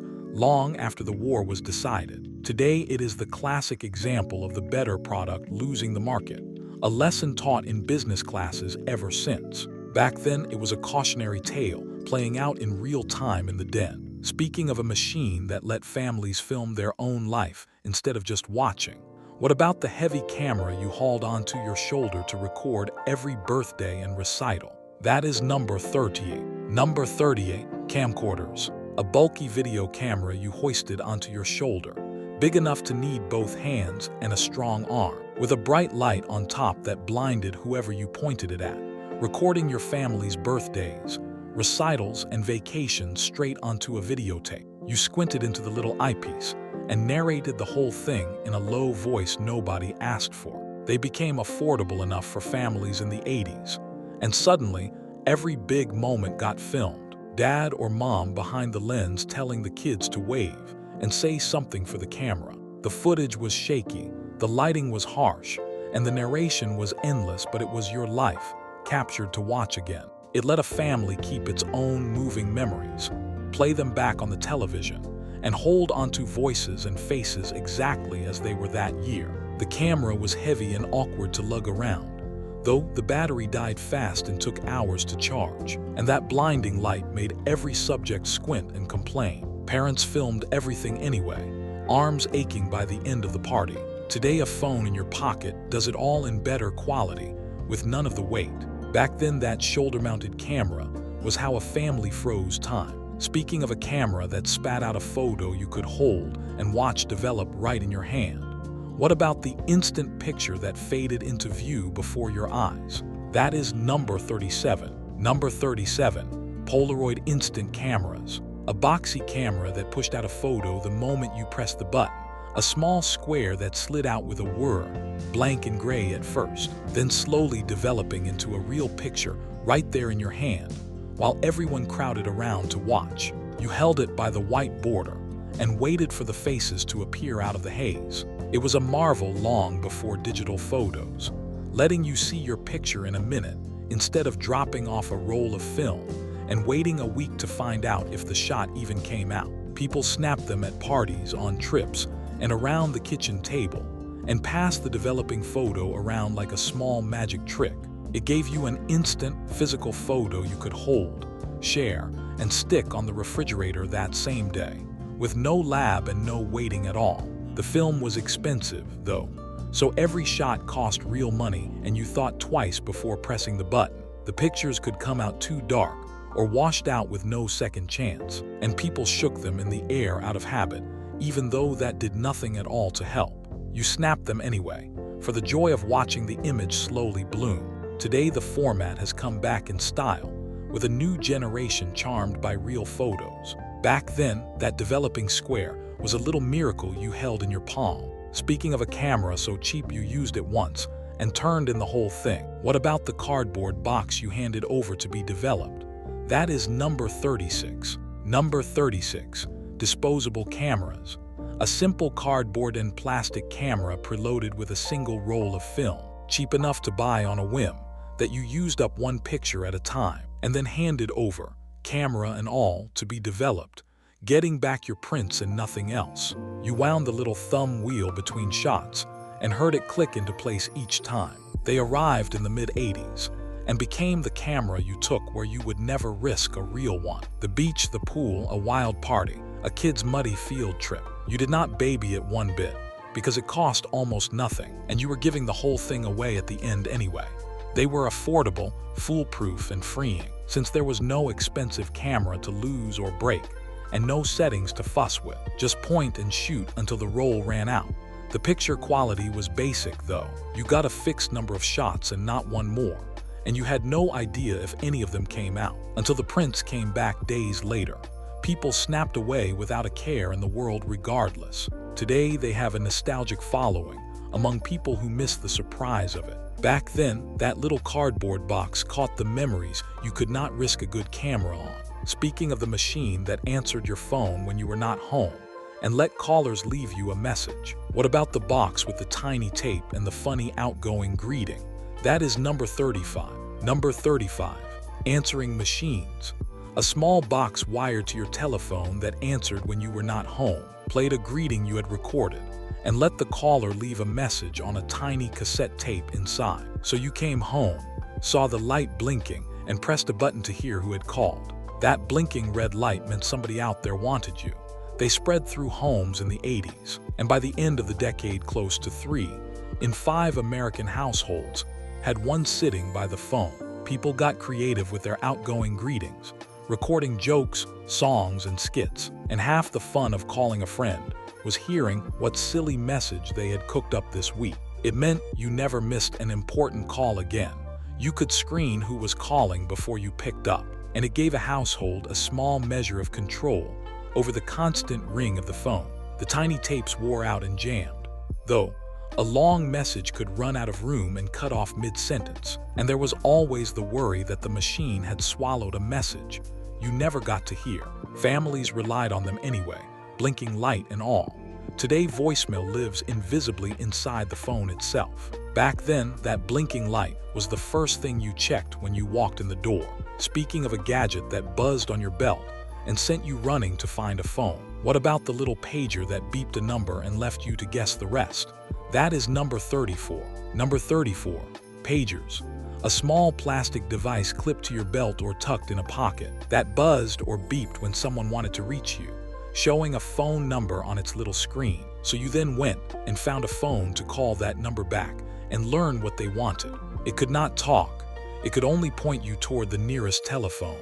They started with doctors and other people who had to be reachable at all hours, then spread to everyone. And by the late 80s, a pager on the hip was a sign that you were busy, important, or at least wanted to look that way. Kids and teens made up codes to send through the numbers, since the screen showed only digits, turning strings of numbers into little messages between friends. It kept you reachable anywhere.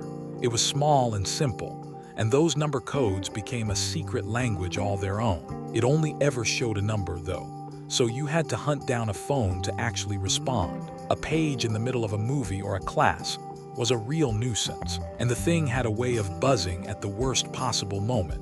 People clipped them on and kept them close regardless. Today, the phone in your pocket does everything it did and infinitely more. Back then, a pager on your belt said the world needed to reach you. Speaking of a telephone you could actually carry out of the house, what about the enormous phone that lived in a bag and cost a fortune to use? That is number 33. Number 33, the car phone. An enormous telephone mounted in your car or carried in a heavy bag, with a real handset and a curly cord. That let you make a call from the road for the first time, at a price so steep that every minute felt like it was burning money. You picked up the handset at a stoplight and felt like a very important person indeed. It was the ultimate status symbol of the decade, a sign that you were successful enough to need a phone in your car and rich enough to pay for it, with an antenna on the trunk announcing it to everyone behind you. Business people and big spenders had them, and the rest of the world watched with plain envy. It kept you reachable on the road, handled an emergency far from any pay phone, and carried a certain shine that turned heads in a parking lot. It was outrageously expensive to buy and to use, though, with the calls billed by the pricey minute. The equipment was huge and heavy, and the connection dropped and crackled the moment you drove out of range of a tower. Owners made their calls fast and kept them short to save money. Today, a phone in every pocket makes that whole fuss seem almost unreal. Back then, a phone in your car meant you had truly made it. Speaking of a phone that finally cut the cord inside the house, what about the chunky handset with the long antenna you carried from room to room? That is number 32. Number 32, cordless phones. A chunky telephone handset with a long pull-up antenna that connected to a base station by radio. So for the first time you could walk from room to room while you talked, out to the porch or down to the basement, without a cord tethering you to the wall. You wandered the whole house, phone to your ear, marveling at the sheer freedom of it. They arrived for the home in the 80s and felt like a small revolution after decades of standing, rooted to one spot beside the kitchen phone. Teenagers loved them most of all. Finally able to carry a call away from the family and find a little privacy behind a closed door. It freed you from the wall, let you get things done around the house while you talked, and gave a person some room to speak without the whole family listening in. The range was short and the signal full of static, though the call cut out if you wandered too far from the base. The big battery drained and had to sit in its cradle to recharge. And a nosy neighbor with the same kind of phone could sometimes pick your conversation right out of the air. Families loved the freedom anyway and put up with the crackle. Today, every phone is cordless and nobody thinks twice about it. Back then, walking and talking at the same time felt like the future had come home. Speaking of the little squares that held all your computer's files, what about the floppy disks you fed into the machine and prayed would not fail? That is number 31. Number 31, floppy disks. A thin, flat square that held the files and programs for your computer, slid into a slot on the machine with a click, holding an amount of data that seems almost impossibly tiny by today's measure, but felt like plenty at the time. You wrote your name on the paper label and kept a box of them right by the keyboard. The bigger early ones were genuinely floppy and bent in your hand, and the later, smaller ones were rigid with a sliding metal cover, but both did the same job, carrying your work and your games from one place to another. A single program might come on a whole stack of them, and you fed them in one after another every time the screen asked for the next disk. They were cheap, portable, and the only way most people had to save and share their work. A small library of them holding everything you owned on the computer. They were fragile though, ruined by a stray magnet, a spilled drink, or a bent corner. They held so little that big jobs ate a whole stack, and a disk that went bad took your files down with it and gave no warning at all. People saved everything to them anyway and hoped for the best. Today, a tiny drive holds many thousands of times as much. Back then, that little square was where your whole digital life lived. Speaking of the first computer you could actually pick up and carry, what about the heavy machine the size of a sewing box that dared to call itself portable? That is number 30. Number 30, the Osborne one. A portable computer that weighed about as much as a sewing machine and folded up into a case with a handle, so you could technically carry it, though your arm ached after a block. With a screen barely bigger than an index card set between two disk drives, you lugged it to the office, set it down with a thud, and felt like you were living in the future. It came out in 1981 as one of the first computers you could take with you, bundled with software and priced to sell. And for a moment, it was a genuine sensation in the young world of personal computing. People marveled that a whole computer could travel at all, even one this heavy with a screen this small. It was groundbreaking, surprisingly affordable, and it came with everything you needed to get to work right out of the case. It was also absurdly heavy for something called portable. The tiny screen strained your eyes after an hour of squinting, and the company famously destroyed itself by bragging about a better model it had not built yet, which killed sales of the one already on the shelf. Buyers hauled theirs around anyway, proud of the novelty. Today it is a landmark in computing history and a collector's prize. Back then, carrying a computer at all felt like science fiction come true. Speaking of the appliance that reheated your dinner in a minute and felt like magic, what about the humming box that cooked with invisible waves? That is number 29. Number 29, the microwave oven. A boxy appliance that took over a corner of the kitchen counter and heated food in a fraction of the time an oven took, cooking with invisible waves that warmed your dinner from the inside out. While it spun slowly on a glass plate behind the door, you punched in a time, heard the hum, and watched your plate turn under the little light. It moved from a rare luxury into the ordinary kitchen during the 80s, and it changed how families ate, making leftovers, frozen dinners, and a bag of popcorn ready in minutes instead of half an hour. Kids learned to make their own snacks, and a busy family could finally eat on its own schedule.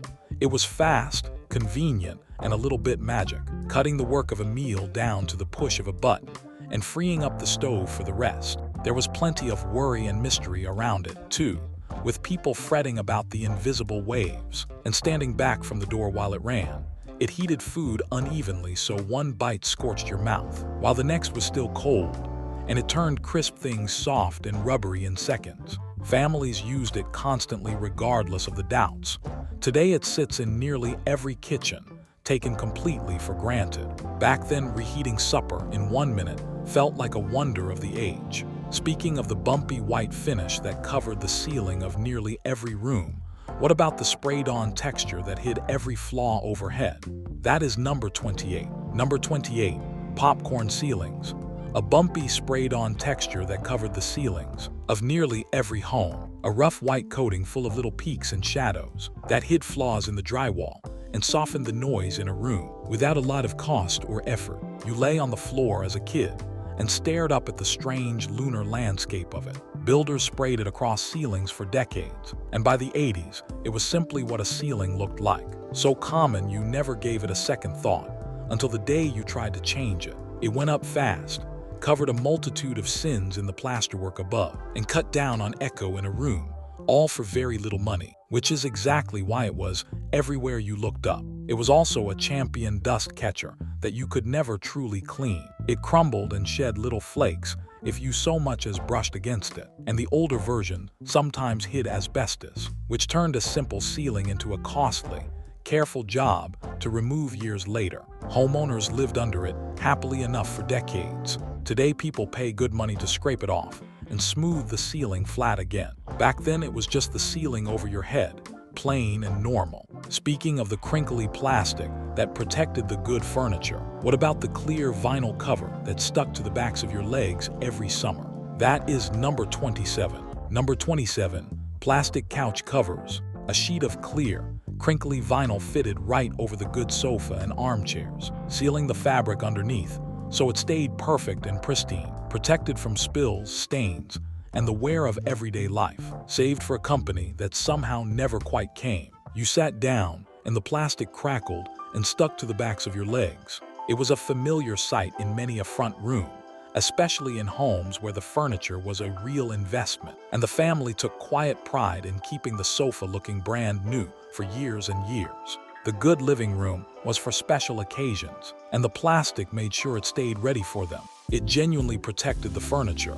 kept the fabric clean and bright, and let a hardworking family make a nice sofa last a decade or more without a single stain to show for it. It was also deeply uncomfortable, cold and slick in winter and sweaty in summer. It stuck to bare skin and peeled off with a wince, and it made the nicest room in the house the least inviting one to actually sit in. Families kept the plastic on all the same. Today, the idea of covering your nice furniture in plastic seems almost funny. Back then, it was simply how you protected something you had worked hard to buy. Speaking of the tall slats that covered the big sliding door, what about the vertical blinds that clacked and swung with every breeze? That is number 26. Number 26, vertical blinds.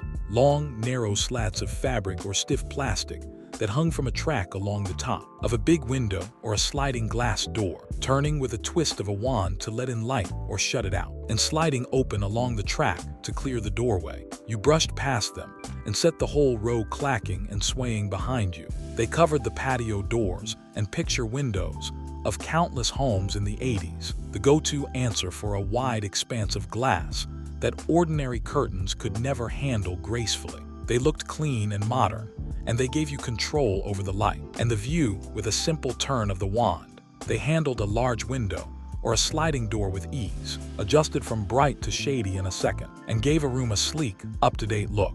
They also clacked and rattled with every breeze and every passing body, though, and there was always one slat hanging crooked or missing entirely, snapped off its little hook and never quite replaced. They tangled and bent and refused to hang straight after a while. Families lived with the clatter regardless. Today they still hang in plenty of homes and offices, a little dated but stubbornly practical. Back then, they were the smart way to dress a big glass door. Speaking of the see-through bricks that let light pass through a solid wall, what about the glass blocks that turned up in showers and entryways everywhere? That is number 25. Number 25, glass block walls. Thick, heavy bricks made of frosted glass, stacked and mortared into a wall that let light pass through while still blocking the view. Used to divide a room, wall off a shower, or frame an entryway with a wall you could see a glow through, but never see past. You ran a hand over the wavy, cool surface and watched the light break and scatter inside it.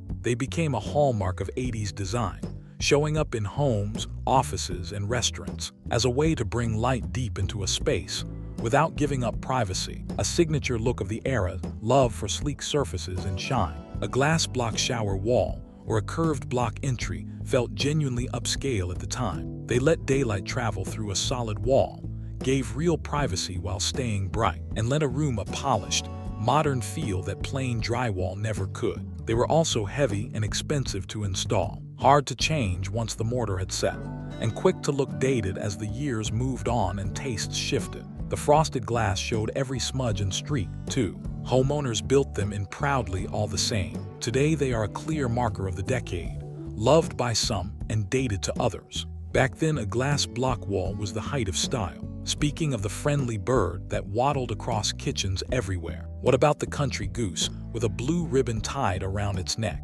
That is number 24. Number 24, country goose kitchen decor. A plump white goose with a blue or mauve ribbon tied in a bow around its neck, printed on the wallpaper border, painted on the canisters, and cut from wood to hang on the wall. The cheerful mascot of the country kitchen look that took over homes across the decade. You could not walk into a kitchen without a goose smiling back at you from somewhere on the wall. It was part of a whole cozy, homespun style, all dusty blue and soft rose, ruffled curtains and heart shapes and folksy touches. And the goose in its little bow was the star of the whole show.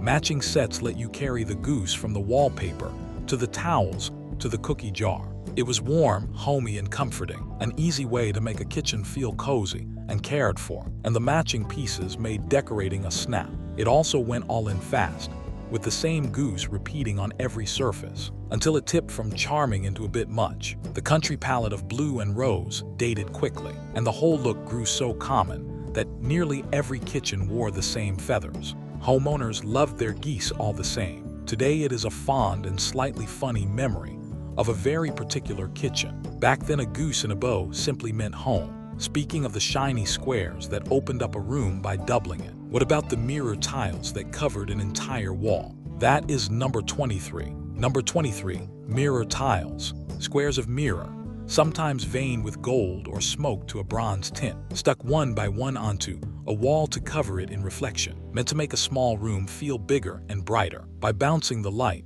and doubling the space right back at you, you caught your own reflection a dozen times crossing the living room. They were a favorite trick of 80s decorating, an affordable way to open up a cramped hallway, brighten a dim dining room, or add a touch of glamour to a bedroom wall without knocking out a single stud. A whole wall of them made a room feel twice its real size. They did make a space feel larger and lighter. They added a note of shine and drama, and they were cheap enough for a homeowner to put up over a single weekend with a little adhesive. They also showed every fingerprint and smudge, so keeping them clean was a losing battle. The peel and stick squares could bubble, shift, and fall off over time, and a whole wall of your own reflection could feel more dizzying than glamorous by the end. Homeowners stuck them up proudly regardless. Today they are a clear timestamp of the era, mostly pried off and thrown away. Back then, a mirrored wall was a touch of pure glamour. Speaking of the shiny tables that anchored every living room, what about the coffee table made of glass and gleaming brass?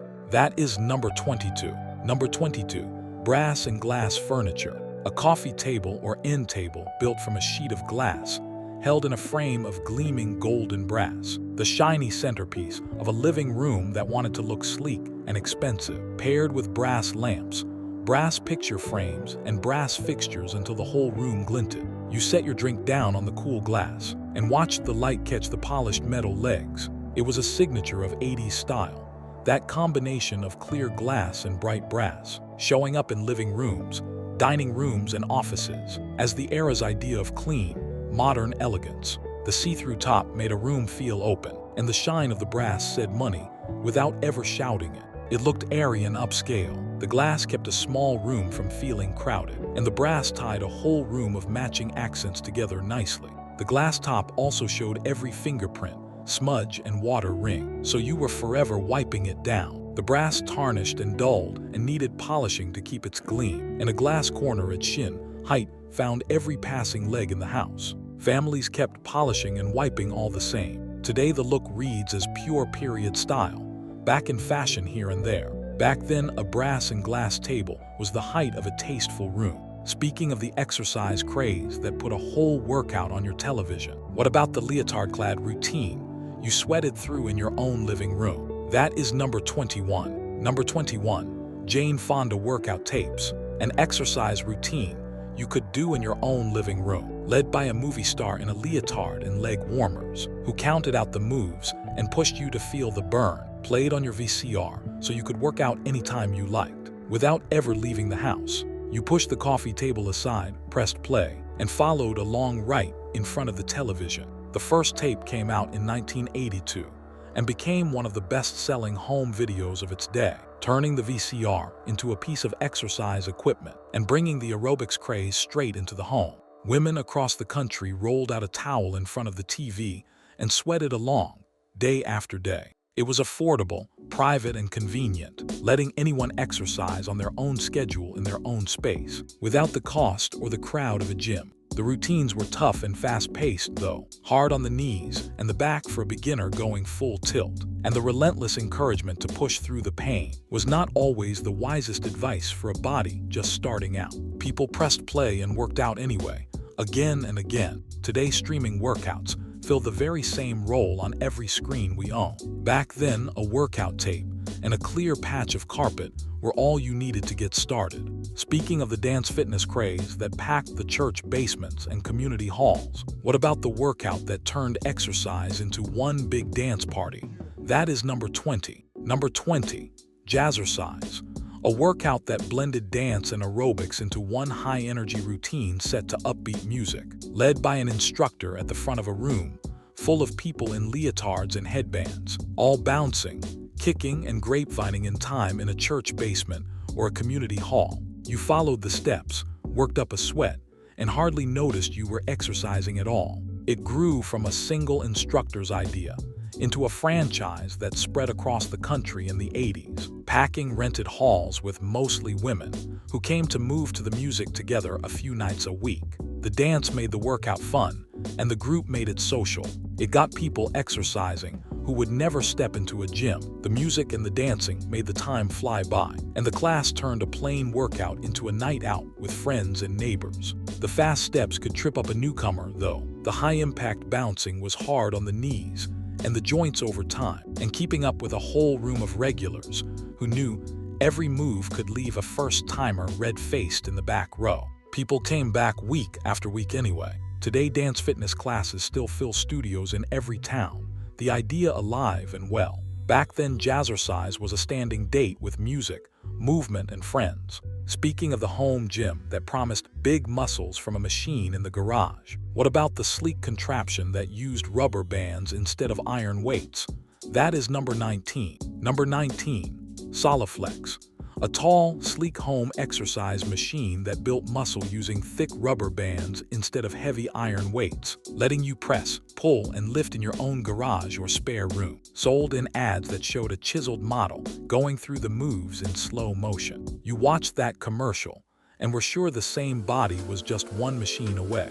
It was a mail-order sensation of the 80s, promising a full gym's worth of exercises from one compact machine, and a set of weight straps you added as you got stronger. The idea was to skip the gym membership and the crowd and get in shape at home on your own time. It was compact, quiet, and clever, folding a whole workout into one machine. And the rubber straps meant no clanging iron and no huge rack of weights taking over the room. Reality did not always match the ad, though. It was expensive for a household budget.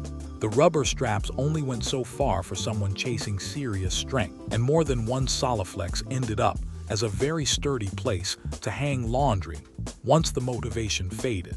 Plenty of buyers did use it faithfully and got real results. Today, home gyms come in 1,000 forms, but the pitch is exactly the same. Back then, a Soliflex in the garage was a promise you made to yourself. Speaking of a company that changed its most famous recipe and set off a national uproar, what about the soft drink that dared to mess with a formula people loved? That is number 18. Number 18, New Coke. A brand new formula for the most famous soft drink in the world, sweeter and smoother than the original, rolled out in 1985 to replace a recipe that had barely changed in nearly 100 years. The company was sure people would love it, and the public reaction proved just how wrong that bet could go. Fans were furious. They hoarded the old formula, flooded the company with angry calls and letters, and treated the change like the loss of an old friend. And within about 3 months, the company gave in and brought the original back under a new name. It was a bold move that showed real confidence, and the taste tests had genuinely favored the new recipe going in. The backlash was enormous, though, catching the company completely off guard and teaching a hard lesson about how deeply people bond with the brands and flavors of their lives. The whole episode became a famous business blunder for the ages. Some even whispered it was a clever trick to make people love the original again, though the company always insisted it simply misjudged its own customers. Drinkers welcomed the old formula back with open arms. Today, it is the go-to story for what happens when a company fixes something that was not broken. Back then, it was a genuine national uproar over a can of soda. Speaking of the sweet, fruity drinks that felt grown-up and barely tasted of alcohol, what about the wine coolers that two folksy fellows sold on television? That is number 17. Number 17, wine coolers. A sweet, fizzy, fruit-flavored drink made from wine mixed with juice and soda. Light and easy to sip. That felt like a grown-up beverage without the strong taste of hard liquor or straight wine. You cracked one open at a barbecue, and it tasted more like fruit punch than anything else. They took off in the mid-80s, sold in bottles and marketed hard, most memorably by a pair of folksy fellows in a long-running ad campaign who thanked you for your support at the end of every spot. The drinks were breezy, casual, and easy to like, perfect for a cookout or a night out on the porch. They were refreshing and approachable, an easy first step for people who found beer too bitter and wine too strong. And they came in flavors that went down like soda on a hot day. That easy drinking sweetness was also the danger, hiding the alcohol behind all that fruit and fizz. The sugar added up fast, and the whole category faded once tastes changed, and the ingredients shifted over the years. For a while, though, they were everywhere a crowd gathered. Today, they have mostly given way to other sweet, ready-to-drink options on the shelf. Back then, a wine cooler was the easygoing taste of a summer evening. Speaking of the diet soda that came in a pink can and had a devoted following, what about the drink that was the diet choice before all the others? That is number 16. Number 16, Tab. A diet soft drink in a distinctive pink can, sweetened without sugar. That was the go-to diet cola for years before its own company rolled out a rival that would eventually overshadow it. It had a taste all its own, sharp and unmistakable, that its fans genuinely loved and defended to anyone who would listen. It had been around since the 60s, but it carried right through the 80s as the diet drink of choice for people watching their weight. That pink can a familiar sight in the refrigerator and the vending machine. When Diet Coke arrived, Tab slowly stepped back, but its loyal drinkers never gave it up. It let people enjoy a cola without the sugar and the calories. It had a devoted following who swore by its particular flavor, and that pink can stood right out on any shelf. The taste was an acquired one that not everyone took to, though. The artificial sweetener drew worry and debate over the years, and once its own company pushed a newer Diet Cola, Tab was gradually left behind. Its fans kept hunting it down long after it grew scarce. Today it lives mostly in the memory of the people who loved it. Back then, a cold pink can of Tab was the taste of watching your figure. Speaking of the juice pouch that fought you for every sip, what about the foil packet with the tiny straw you could never quite stab through? That is number 15. Number 15, Capri Sun, a juice drink sealed in a shiny silver foil pouch that you opened by stabbing a thin, pointed straw through a little marked circle on the front, then squeezed as you drank, watching the pouch collapse in your hand as the last of the juice disappeared with a slurp. Getting the straw in was half the battle every single time. It arrived in America in the early 80s and quickly became a lunchbox and after-school favorite. That flexible pouch a fresh change from the usual juice box or thermos, and the flavors sweet and fruity enough to make any kid happy. You poked the straw in, or you tried to, and drank until the pouch was flat. It was portable, tasty, and fun to drink. The squeezable pouch a small novelty all its own, and it fit right into a lunchbox without spilling. The straw was the eternal struggle, though, bending against the tough pouch, or missing the hole and jabbing right through the back. And a hard squeeze sent a jet of juice shooting across the cafeteria. The pouch also held only so much before it was gone in a few good pulls. Kids drank them by the caseload regardless. Today they still fill lunchboxes, straw troubles and all. Back then, that foil pouch was the taste of lunch, period. Speaking of the fruit snack you peeled off a sheet of plastic, what about the roll of chewy fruit you unwound and ate one strip at a time? That is number 14. Number 14, fruit roll-ups. A thin, flat sheet of chewy, fruit-flavored candy pressed onto a strip of clear plastic, rolled up tight, that you peeled off and ate a piece at a time, tearing off strips, wrapping it around your finger, or pressing the whole sheet flat against your tongue. Peeling it cleanly off the plastic was a small art all its own. It came out in the early 80s and became a lunchbox staple and an after-school treat. Marketed as a fruit snack, though it was really more candy than fruit, sweet and sticky and colorful enough to delight any kid. Later versions even came printed with designs and tongue tattoos to lick off. It was fun to eat, easy to pack, and a small daily treat a kid looked forward to, with a chewy texture and a bright flavor that beat a plain piece of fruit in any lunchroom trade. It also stuck to your teeth and your fingers something fierce. It was closer to sugar than to real fruit despite the name, and peeling it off the plastic backing without tearing it took a certain patience. Kids happily traded and devoured them all the same. Today they still sell in the snack aisle, sticky as ever. Back then, unrolling one was a small treat to look forward to at lunch. Speaking of the bubble gum that let a kid pretend to be a big league ball player, what about the shredded gum that came in a pouch like a can of chew? That is number 13. Number 13, Big League Chew. Shredded bubble gum packed into a soft foil pouch made to look like a can of chewing tobacco, so a kid could grab a pinch of stringy pink gum, tuck it in a cheek, and pretend to be a big league ball player without any of the harm. You pulled out a wad, stuffed it in, and blew bubbles between innings of a backyard game. It was dreamed up around 1980 by minor league baseball players who wanted a fun, harmless alternative to the tobacco they saw chewed in every dugout. And it caught on fast with kids who wanted to look just like their heroes out on the field. The pouch and the shredded gum were the whole gag, and it worked beautifully. It was fun, it tasted good, and it gave a kid a way to copy the ball players they idolized without ever touching real tobacco. The gum also lost its flavor fast, as bubble gum always does. A big wad of it was a lot to chew and easy to overdo, and it was pure sugar with nothing good in it at all. Kids loved it and stuffed their cheeks anyway. Today it still sells at the ballpark in the corner store. The pouch barely changed. Back then, a pinch of it made you a slugger for an afternoon. Speaking of the candy that crackled and popped right on your tongue, what about the little rocks that fizzed and snapped the moment they hit your mouth? That is number 12. Number 12, Pop Rocks. A candy that crackled, fizzed, and popped the instant it touched your tongue. Little colored rocks packed with tiny bubbles of gas that burst in your mouth in a shower of tiny snaps and pops. A taste and a feeling all at once that no ordinary candy could match. You tipped a packet in, closed your mouth, and felt the whole thing go off, like tiny fireworks. It was a sensation in the decade, a candy that actually did something, and kids passed the little pouches around just to watch each other's eyes go wide at the strange fizzing feeling. Half the fun was daring a friend to try it for the very first time. It was genuinely novel and exciting, a treat that popped and crackled in a way that felt almost magical, and it was cheap enough for a kid to grab a packet with pocket change.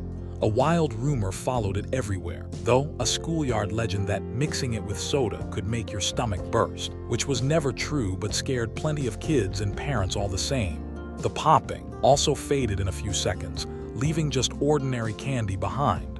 Kids ate them by the packet regardless of the rumor. Today they still fizz and pop on shelves everywhere. Back then, a mouthful of them was a small explosion of pure fun. Speaking of the fabric-covered hair tie, that was gentler than the old kind. What about the puffy scrunchie that gathered a ponytail and matched your outfit? That is number 11. Number 11, scrunchies, a hair tie wrapped in a puff of soft fabric, gathered around an elastic band that held a ponytail without digging into your hair the way a plain rubber band did, and came in every color and pattern so you could match it to whatever you were wearing that day. You wound it around twice, and it sat on your wrist like a bracelet when you were not using it. It came along in the late 80s as a gentler, prettier way to tie back hair, and it caught on fast with girls and women who were tired of the plain elastic snapping and tugging out their hair. The fabric came in silks, prints, and bright colors, so a scrunchie was part function and part accessory. It was kind to your hair, held a ponytail or a bun without the painful pull, and doubled as a splash of color or a little style right on the wrist. The puffy fabric could look bulky and loud. With the wrong outfit, though, the cheap ones stretched out and lost their grip over time, and a whole drawer of them tended to breed until scrunchies turned up in every corner of the house. Girls wore them everywhere and owned them by the dozen. Today they have swung right back into fashion with a whole new generation. Back then, a scrunchie on your wrist was ready whenever your hair needed it. Speaking of the coin-fed phone you found on every street corner, what about the payphone you fed a quarter to call home for a ride? That is number 10. Number 10, payphones, a telephone bolted to a wall or standing in a glass booth on the corner that you fed a coin to make a call, lifting a heavy receiver worn smooth by 1,000 hands, and dialing home to ask for a ride or check in when you were running late. You dug through your pockets for a quarter and prayed you had one. They stood on nearly every street corner, in every gas station, mall, and diner. The only way to reach anyone when you were away from home, since a phone in your pocket was pure science fiction back then. A booth on the corner was a lifeline, and you always kept a little change set aside just in case. They kept you connected out in the world, cost only a coin, and got a stranded kid a ride home on a rainy night more times than anyone could count. The receiver was often sticky and the booth none too clean, though. Half the phones you found were broken or had the cord cut clean off, and you could stand there feeding in coins while the operator asked for still more money on a long-distance call. You made your calls fast and kept a quarter in reserve regardless.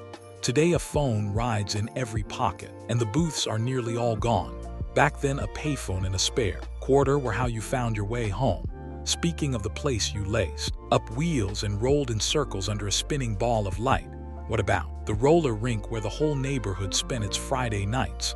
That is number 9. Number 9, the roller rink, a big wooden floor under a spinning disco ball, filled with kids and teenagers rolling in slow circles to loud music, the lights low and colored, the snack bar selling nachos and soda, and an organ or a DJ setting the beat for the whole floor. You laced up the rented skates, wobbled out onto the floor, and joined the endless loop. It was the social center for a whole generation of young people where you spent your Friday nights, went to birthday parties, and worked up the nerve for the couple's skate when the lights dropped low and the slow song came on. Skating around and around with your friends was the whole point, and everyone you knew was there. It got kids out of the house and moving, gave them a place of their own to gather, and turned a plain evening into an event, all for the price of admission and a pair of rented skates. The rented skates never fit quite right though. The hard floor was unforgiving when you went down, and the walls were lined with kids too shy to skate, watching the couples glide by and working up their courage.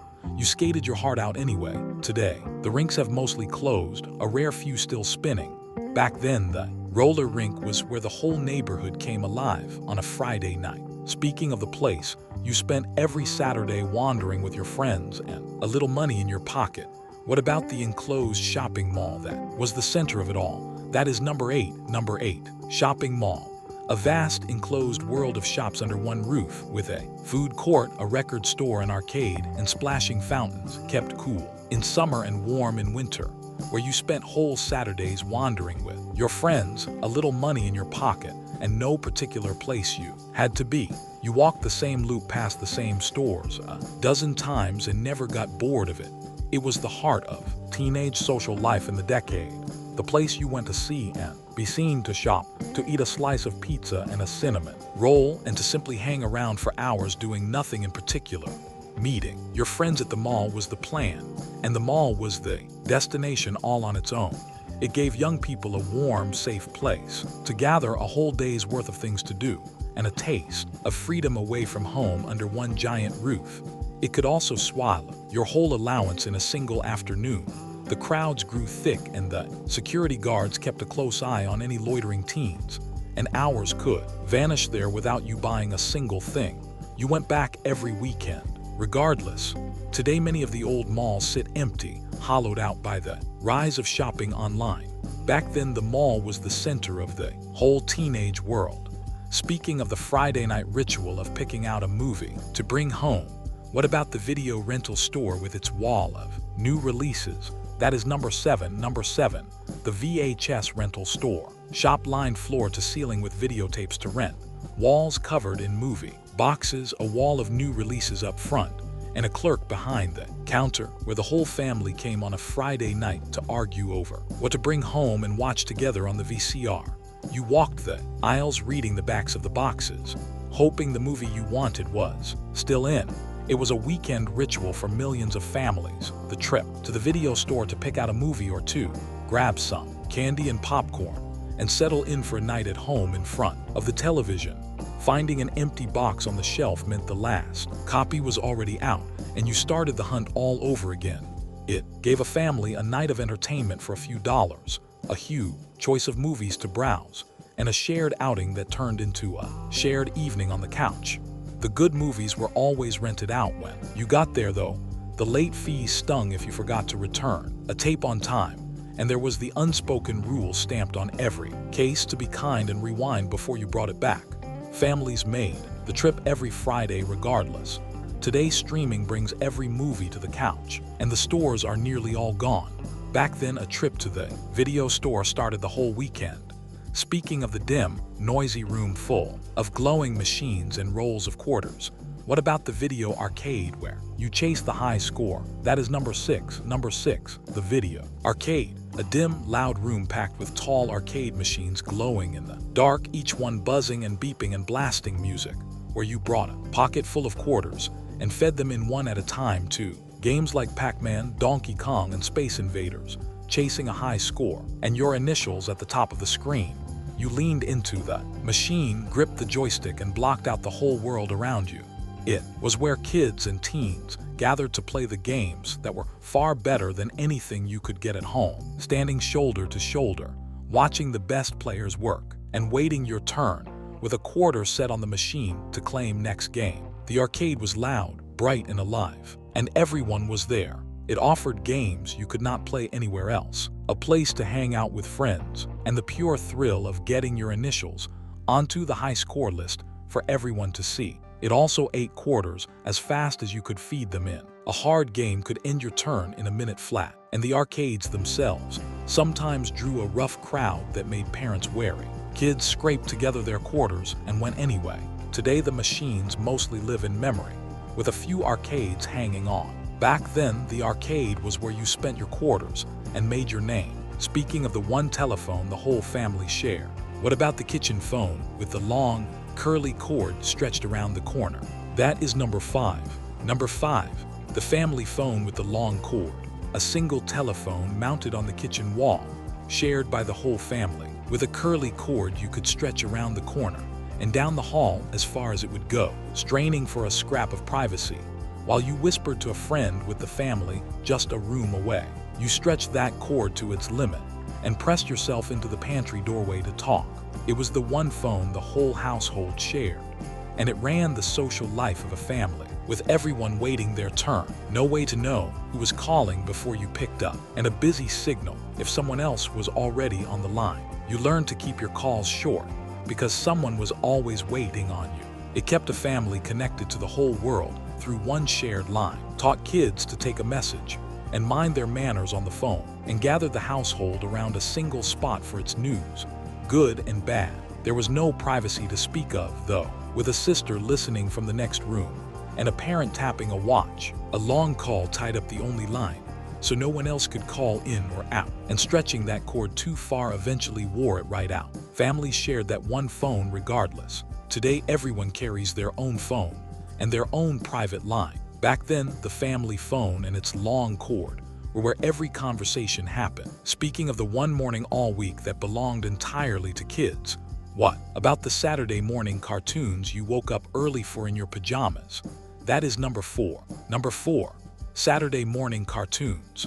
The one morning of the whole week that belonged entirely to kids, when you woke up early on your own, poured a bowl of sugary cereal, and planted yourself in front of the television in your pajamas for hours of cartoons that only aired on that one special morning. You knew the whole lineup by heart and would not miss it for anything in the world. It was a weekly ritual for a generation, the networks filling Saturday morning with cartoon after cartoon, the commercials packed with the very toys and cereals you begged for, and the whole country's children parked in front of the set at the same early hour. When the cartoons ended and the afternoon shows came on, the magic was over until next week. It gave kids a morning that was all their own, a shared experience with every other kid in the country, and a few hours of pure joy to start the weekend. You had to be there when it aired, though, because there was no recording it and no watching it later. A missed episode was simply gone, and the sugary cereals and the endless toy commercials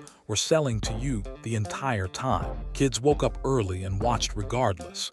Today cartoons stream any hour of any day, and that one special morning is gone. Back then, Saturday morning cartoons were the best few hours of the whole week. Speaking of the channel that made music something you watched instead of only heard, what about the arrival of the music video and the network that played them all day? That is number 3. Number 3, MTV, a television channel that played music videos around the clock, turning songs into something you watched as much as heard, with young hosts introducing the videos, and a constant stream of your favorite bands and singers, right there on the screen in your living room. You sat glued to it for hours, waiting to catch the video you loved come around again. It launched in 1981 and changed music and television both, making the music video a form all its own, and turning musicians into faces and styles you knew as well as their songs. Suddenly, what a band looked like mattered as much as how it sounded, and the whole world of music sped up and got brighter. It brought music and image together in a brand new way, introduced you to bands you would never have heard on your local radio, and became the beating heart of youth culture, with the rallying cry that you wanted your MTV. It also shifted the focus toward looks and image, sometimes over the music itself. You could wait through video after video for the one you wanted to see, and plenty of parents worried about what their kids were watching for all those hours. Young people watched it endlessly regardless. Today music lives on demand on every screen, and the channel is a different thing entirely. Back then, MTV was the pulse of what was new and cool. Speaking of the portable stereo you carried on your shoulder to share your music with the whole street, what about the boombox that turned up the volume everywhere it went? That is number 2. Number 2, the boombox, A big, heavy portable stereo with 2 large speakers, a cassette deck, and a radio that you hoisted onto your shoulder or set down on the sidewalk and cranked up to share your music with the whole block. Loud and proud, powered by a fistful of thick batteries or a cord when you could find an outlet. You carried it down the street and let the whole neighborhood hear what you were playing. It was the sound of the decade out in the open, carried to the park, the corner, and the schoolyard, blasting the songs of the moment while kids gathered around. And it powered the block parties and the breakdancers spinning on flattened cardboard in the street. The bigger and louder the boombox, the better. And yours said something about you. It let you take your music anywhere and share it with everyone, brought people together around a beat on a summer night, and turned an empty sidewalk into a party in a few seconds flat. It also devoured expensive batteries at an alarming rate. It was heavy enough to wear out your arm and your shoulder, and blasting it in the wrong place earned you a scolding from every grown-up within earshot. You carried it and cranked it anyway.